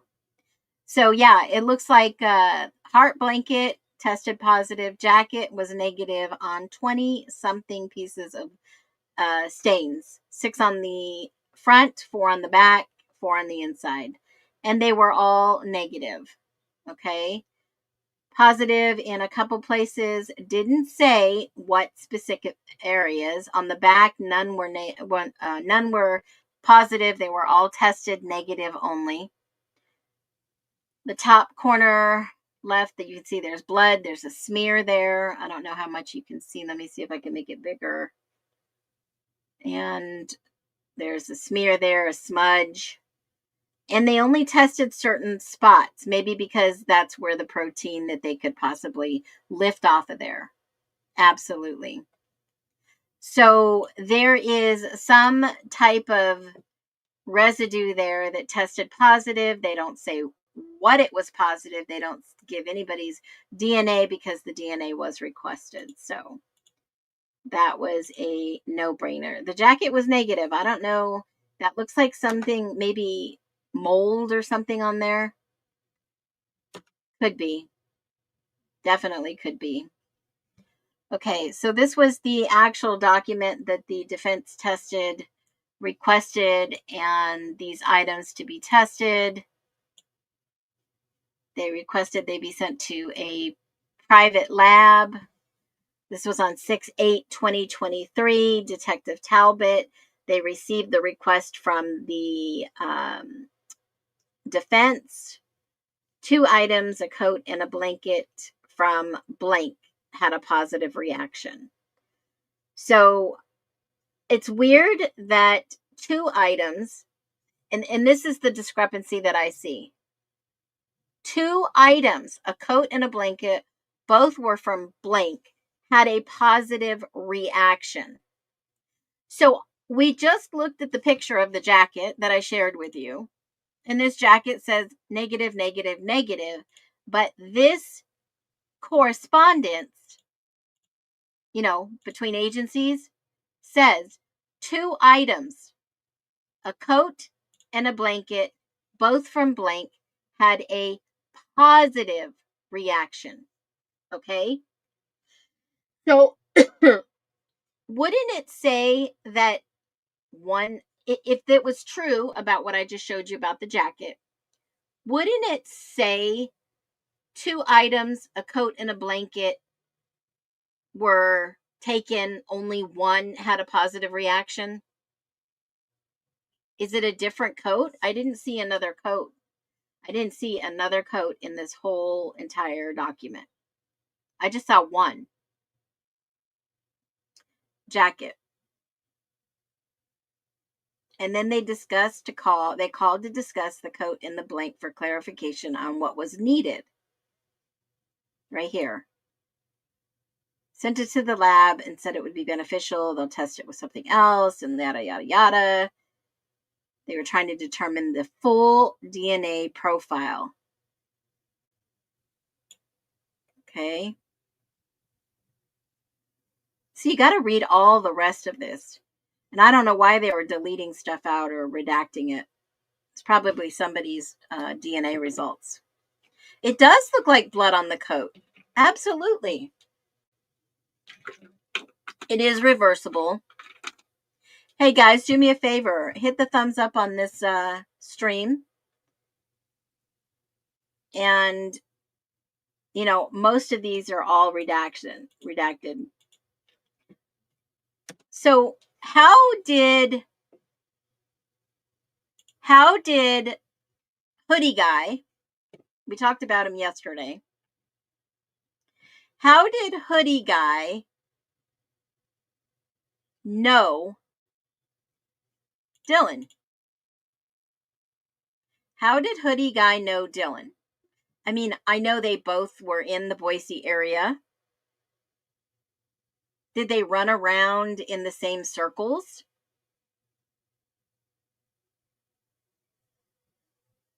They know the same people? Because the only way that he would have been connected to Xana would have been through Dylan. This is Hoodie Guy. This is Jack Showalter. They went to high school together.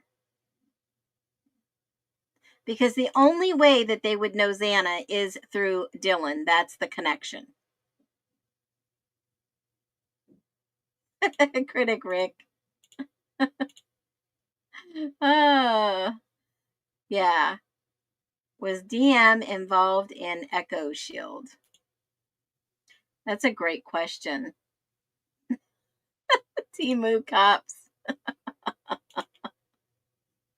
Oh, that's funny. That's hilarious. Y'all are way too funny.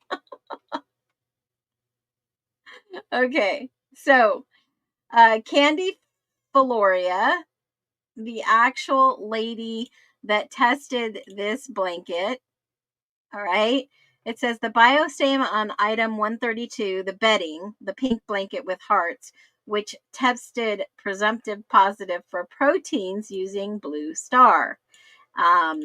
Then they go down and say, please test for blood. All right. Why did they print this on the 25th? This was on the 14th of 2023. So these were the people on the staff who were in charge of testing this said blanket. So, but whose blanket was this? I mean, does anybody know anything more about the blanket? If the blanket fits, you must charge the individual. Whose blood was it? That's what I want to know. What blood? Whose blood? There's no conclusive results in these amazing document drop for forensics. There's no forensics in it, right? There's no answers. Oh my God, just like everything else, right? You guys are hilarious in this chat today. Yeah, that's the only way that when I talk about 6 degrees of separation, just like Kevin Bacon, right? Hoodie guy knew Dylan and Dylan knew Xana. And we all have watched this. We've talked about this before. We know that Hoodie Guy knew Xana. We know that Hoodie Guy knew Ethan. We know that, right? Xana left us some amazing clues on her TikTok. Amazing. She left us this video of them all partying, the video that I've shown over and over and over again, partying with all these people, and the only people that do not show up in this is Maddie and Kaylee. So Jack Showalter is part of their party crowd. We know that. And so are all these other people. If you play this video really slow, if you play this video super slow, you're going to see all these people. Bam, bam, bam, bam, bam, bam, bam. All these people. You're going to see them. You're going to recognize them.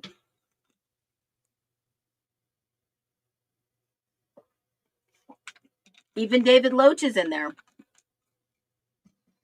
I don't see Maddie and Kaylee hanging out with these people, but I do see Maddie and Kaylee getting in trouble for their parties over at the 1122 King Road. And it's terrible. It's terrible that no one else stepped up and said, something's not right here. There is no way. There is more to this story. Why and who are telling the lies? Who are the liars in this story? Is it the frats? Is it sorority? Is it policemen? Who's telling the story? Who's telling the lies? Did Jack Showalter know Brian Koberger? And if he did, how? How would they've known each other? Let's take an educated guess. Hypothesis here. We are just totally 100% speculation right now. 100%. Let's see. How do you think that Jack Showalter, if he knew anything, how did he know Brian Koberger? Let's just take an educated guess. Let's just have a real quick powwow. Everyone is lying. It's Idaho. The whole town. Everyone but Murphy. BK's a liar for pleading guilty. Oh, yeah. Who's he covering for? Looks like the public is telling the story. Yep, I would agree 100%. That is probably the best comment I have ever seen in my entire chat. It does feel like we are the ones telling the story. We're the ones that want the story to be told. They know each other through drugs. Yeah, he said he didn't know that lady, Kaylee. Maybe he didn't. Maybe he knew of her, but didn't know her. Was he trying to get with her? Was he interested in her? I wonder, because Maddie knew him through Jake. Jake, her boyfriend, knew Showalter. They're all friends. All friends. Jake's brother knows Showalter. I mean, believe me, they're in tight. Okay, they all know each other. So how would Koberger know Showalter? Or how would Koberger even know Dylan? Online survey. I think that is the way he met him. I do. In my humble opinion, allegedly suspect, we're just speculating here. Who thinks this case will reopen and appeal? I don't know, but we are going to hold out tight for it. And we are watching the repository to see if anything comes of it. Now, the next week, they will decide if he has to pay more money for restitution to cover their travel expenses and whatever else they submitted. I think someone is going to pop off on Wednesday. I hope so. I hope he's got to the point they want him to pay what, and more what? Like, what? Like, why? Why do they want him to keep paying, and paying? Not only who, but why? That's a great question, too. Rick, if it happens this year, I might have. Oh, I hope not. Don't say that. He didn't know him. Well, how do we know he didn't know him? How do we know that he never answered a survey? Right? A restitution is hearing on Wednesday. Yep. It's like one of those books that you decide the story as it goes. Probably. They got to give us some more information so we can formulate what's next. We showed that footage yesterday on the live, but I don't know. That's a little sus. Who released that document? Who released that video? Where did that video come from? Didn't Jake ask Showalter to keep an eye on the gals? I don't know. But remember, Maddie did fly to Boise the weekend before all this happened to see Jake. And typically, Maddie used to love posting about their long road trips together from Boise to the college, because Jake was in Delta Tau Delta and he graduated the year before and went back to Boise.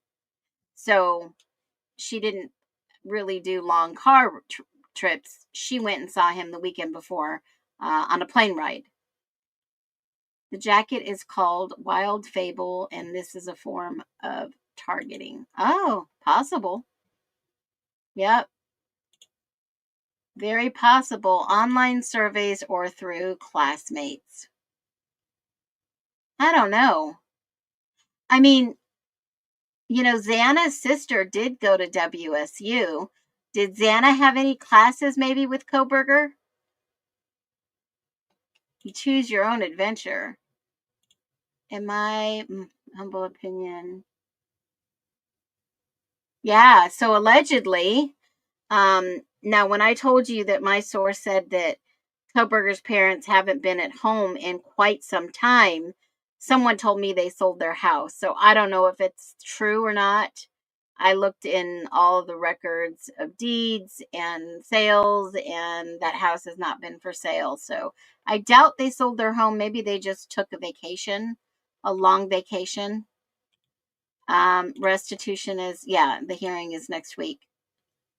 The motion of the hearing of restitution is right here, and that is going to be, hold on a minute, at 10 a.m. Mountain Standard Time. So that would be 9 a.m. Pacific. Oh, wait a minute. Doesn't the time change? When does the time change again? I think it's next week. When's daylight savings time?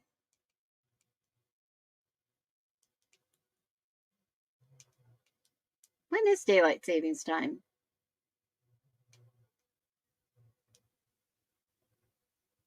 Oh, November 2nd. That's tonight. Okay, so that happens tonight at 2 a.m. So wherever you're at, the time zone, I don't know if they're going to Zoom this for the general public. Yeah, we stay in our standard time zone. Not worried about that. Yeah, so don't forget. No, it already happened. It said, oh yeah, this morning at 2 a.m. No wonder why my computer was off. Holy moly. Duh. I didn't. I gotta go change my clock. Mine was last week. What do you mean yours was last week? It was 2 a.m. this morning that it changed. You're absolutely right. No wonder. We don't change our time here in Arizona. Yeah, we don't change our time ever. So when I got to my computer, I was like, why does it say 4:30 when it's actually 5:30? That is hilarious. Okay, so tomorrow it's at 10 a.m. Mountain Standard Time, whatever time zone you're in. I'm actually in the same time zone now. So because they fall back, we stay. And now California time for me is an hour behind. So when I drive to California, I get there an hour faster. But when I come home, it's an hour later. And I go to California quite a lot.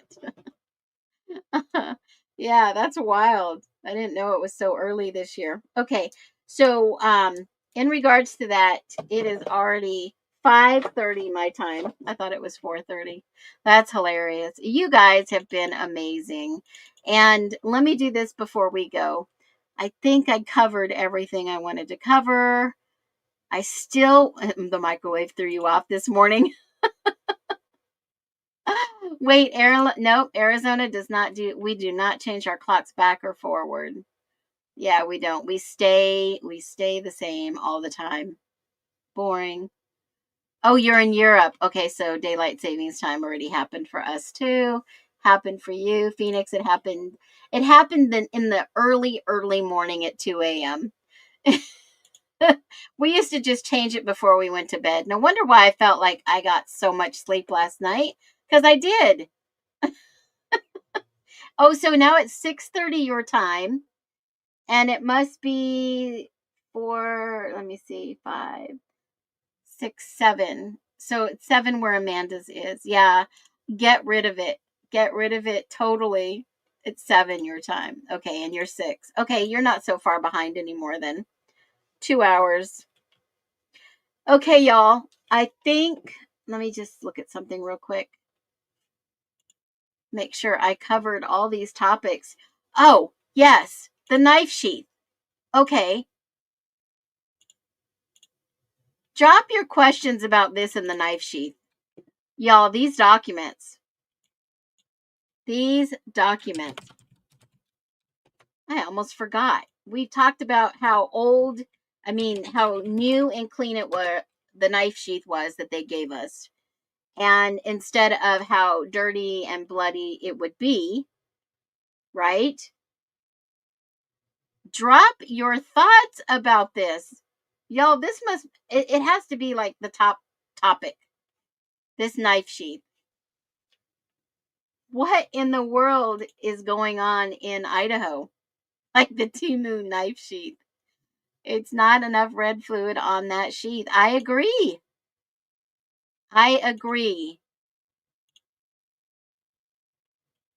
Well, it wasn't MPD. It was ISP that bought it and had it sent to Payne, and they logged it into evidence, item 733. Caleb, you are amazing. You are absolutely amazing. But the DNA on the knife sheath, has anybody read that? Okay. How come it doesn't mention yes?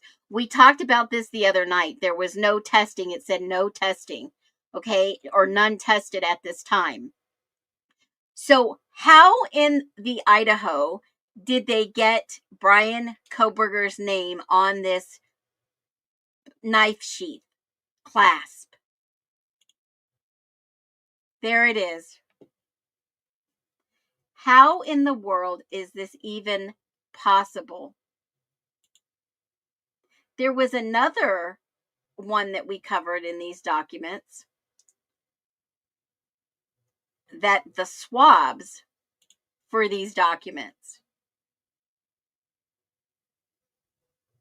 the knife bar, the K-bar knife sheath, item 1, it was swabbed, it was collected, and they had to send it for comparison, DNA comparison.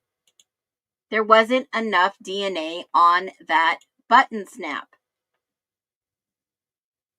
So we know that they send it off to the perhaps FBI. FBI perhaps allegedly sends it to, Othram.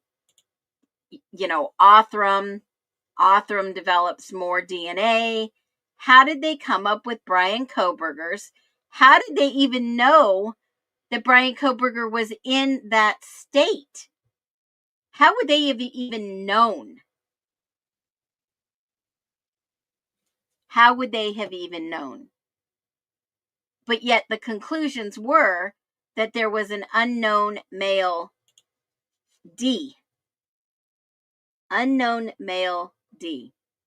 It says the items were processed for latent prints and no latent prints were observed or developed. None on this sheath. None. None. So how did they get to the conclusion that it was Kohberger's at all? I mean, think about this, guys. If you test a sheath,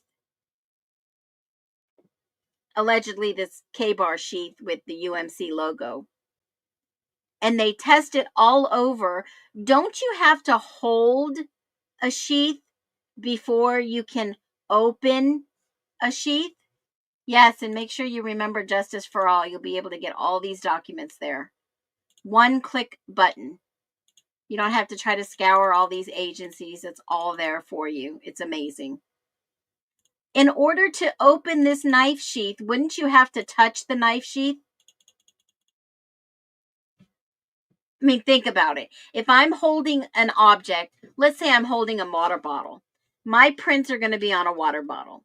My prints are going to be on the top of the lid of the water bottle that I take off. And then my DNA is going to be around the ring of the water bottle, like a smart water bottle. And it's going to be on the ring. And it's going to be on the inside of the bottle. And it might be residue on the inside of the bottle, especially if like maybe, somebody takes a drink and they backwash. But your DNA would be all over this bottle. Now, if I have a knife sheath and I'm going to take out my knife to use, it's going to be, and allegedly, without having any gloves on, and you touch the knife sheath, you're going to leave trace DNA or any type of DNA on the sheath itself. It doesn't magically just disappear. And in order to get DNA on the button, there has to be some DNA on the sheath itself, the leather. But they're saying none. None. And obviously, we talked about the other day a chain of custody, and they put an evidence marker on there and initialed and labeled it. I brought to you that the very first night that did not make sense. But look at this sheath. In order to get to the knife, you have to undo the button snap. This sheath had to been on a belt. It had to been on a belt. You don't just reach out and grab a sheath with not having any DNA on the sheath itself without having it out. If it's on a belt, then you don't need to hold the sheath. You unclasp and you take it out. Easy peasy. But if you're holding a sheath long enough to leave it on the bed, and like Justine said, the only way to solve this riddle is to see it on the bed. But you know what? Moscow Police Department, City of Moscow, now they've put a restraining order, basically a protection order, that they can't release any of those pictures. How ironic is that? How ironic is that? Now they won't release any pictures or video of the actual knife sheath on the bed with Maddie because of the protection order. Yes, to me, this should have been covered in blood if it was just laying on a blood-soaked blanket next to the victims. And what's up with all these suspects' names? 3 redacted suspects, y'all. 3. In this one test of 11/18, all the evidence was received. 3, well, subject 2, suspect 1. What in the Idaho is going on?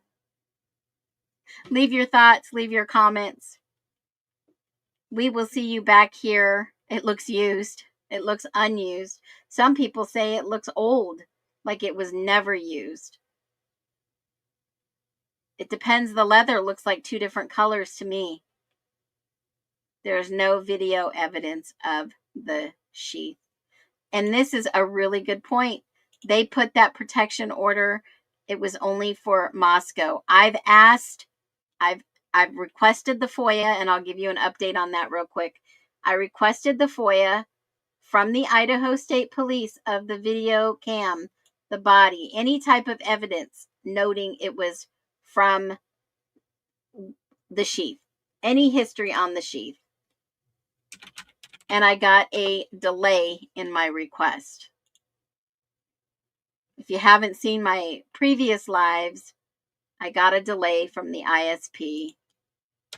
I'll show you real quick. Which I think is just a bunch of load of poop, but that's me. And it says right here, Idaho State Police. Records Department, examination. Here it is. Dear Public Records Custodian. It says, I requested it on October the 10th. And here we are on November the 2nd. One of my requests was due to privacy.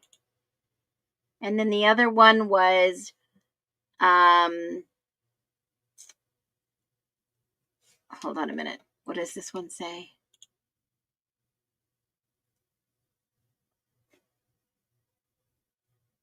This one said there had been a delay according to, they'll be able to provide copies of the records in question. Idaho public law does not require any government body to create new information, do legal research, or to answer questions. Thank you again. You'll be receiving another request. You have to use just FOIA records portal. They gave me my security code for tracking purposes and all that great stuff. So there is still no, right here. Here is my public records request. Friday, October the 10th, and it still says in progress. So that is the latest on the one that I requested to see the knife sheath. And believe me, I asked in full detail for this knife sheath. I asked for, listen to what I asked for. I respectfully request copies of all records, report, evidence, documentation, and communications related to the knife sheath recovered at 1122 King Road on or about November 13th, 2022, in connection with the University of Idaho homicide investigation. Specifically, this request seeks, but is not limited to, the following materials held or produced by the state of Idaho ISP: crime scene processing report, notes, logs, documentary of the document of discovery, collection, transfer of the knife sheath, chain of custody records, all personnel who handled, transported, or analyzed the sheath, forensic laboratory reports, DNA testing, documentation, analysis results associated with the sheath, 4. Internal communications memorandum, interagency correspondence between Moscow, ISP, FBI, and or any other entities. Any photograph evidence, diagrams, lab references, any portion of this material is exempt from release. Please provide the non-exempt portions and cite the specific exemptions replied along Idaho State Code 74105 or any other applicable law. Thank you. So I don't know if we're going to ever get a response, but that is a very detailed request. We'll see if they answer us one day. I don't have a problem filling out any more FOIAs. If you have something you want to see, let me know. Great minds think alike. Thanks for tuning in, and we will be back tomorrow at 11 a.m. Stay tuned. We all know that Brian Kohberger is factually what? Everyone, Brian Kohberger is factually still, to this day, what? Innocent. Y'all be well until we meet again.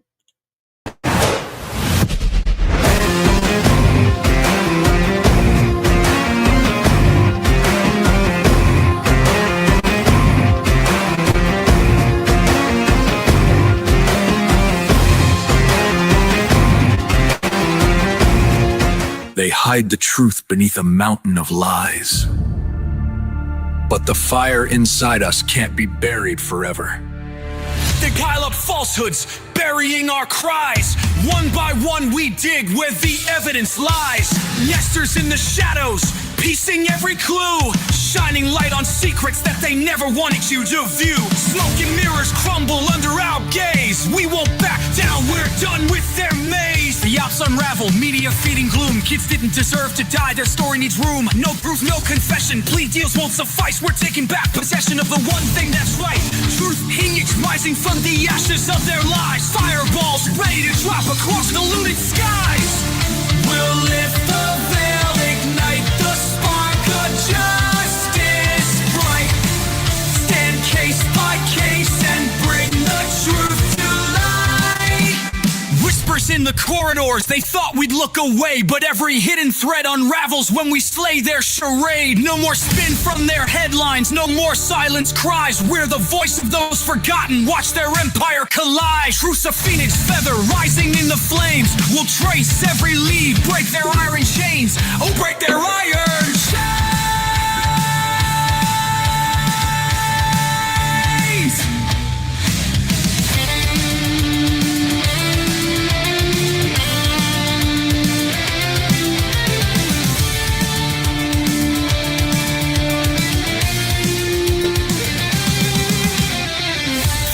Rising, watch us light the sky. Truth the weapon they can never justify. One case at a time, we claim what's ours to fight. Rising up together, set the world alight. This is just the beginning. The Phoenix will never stop rising.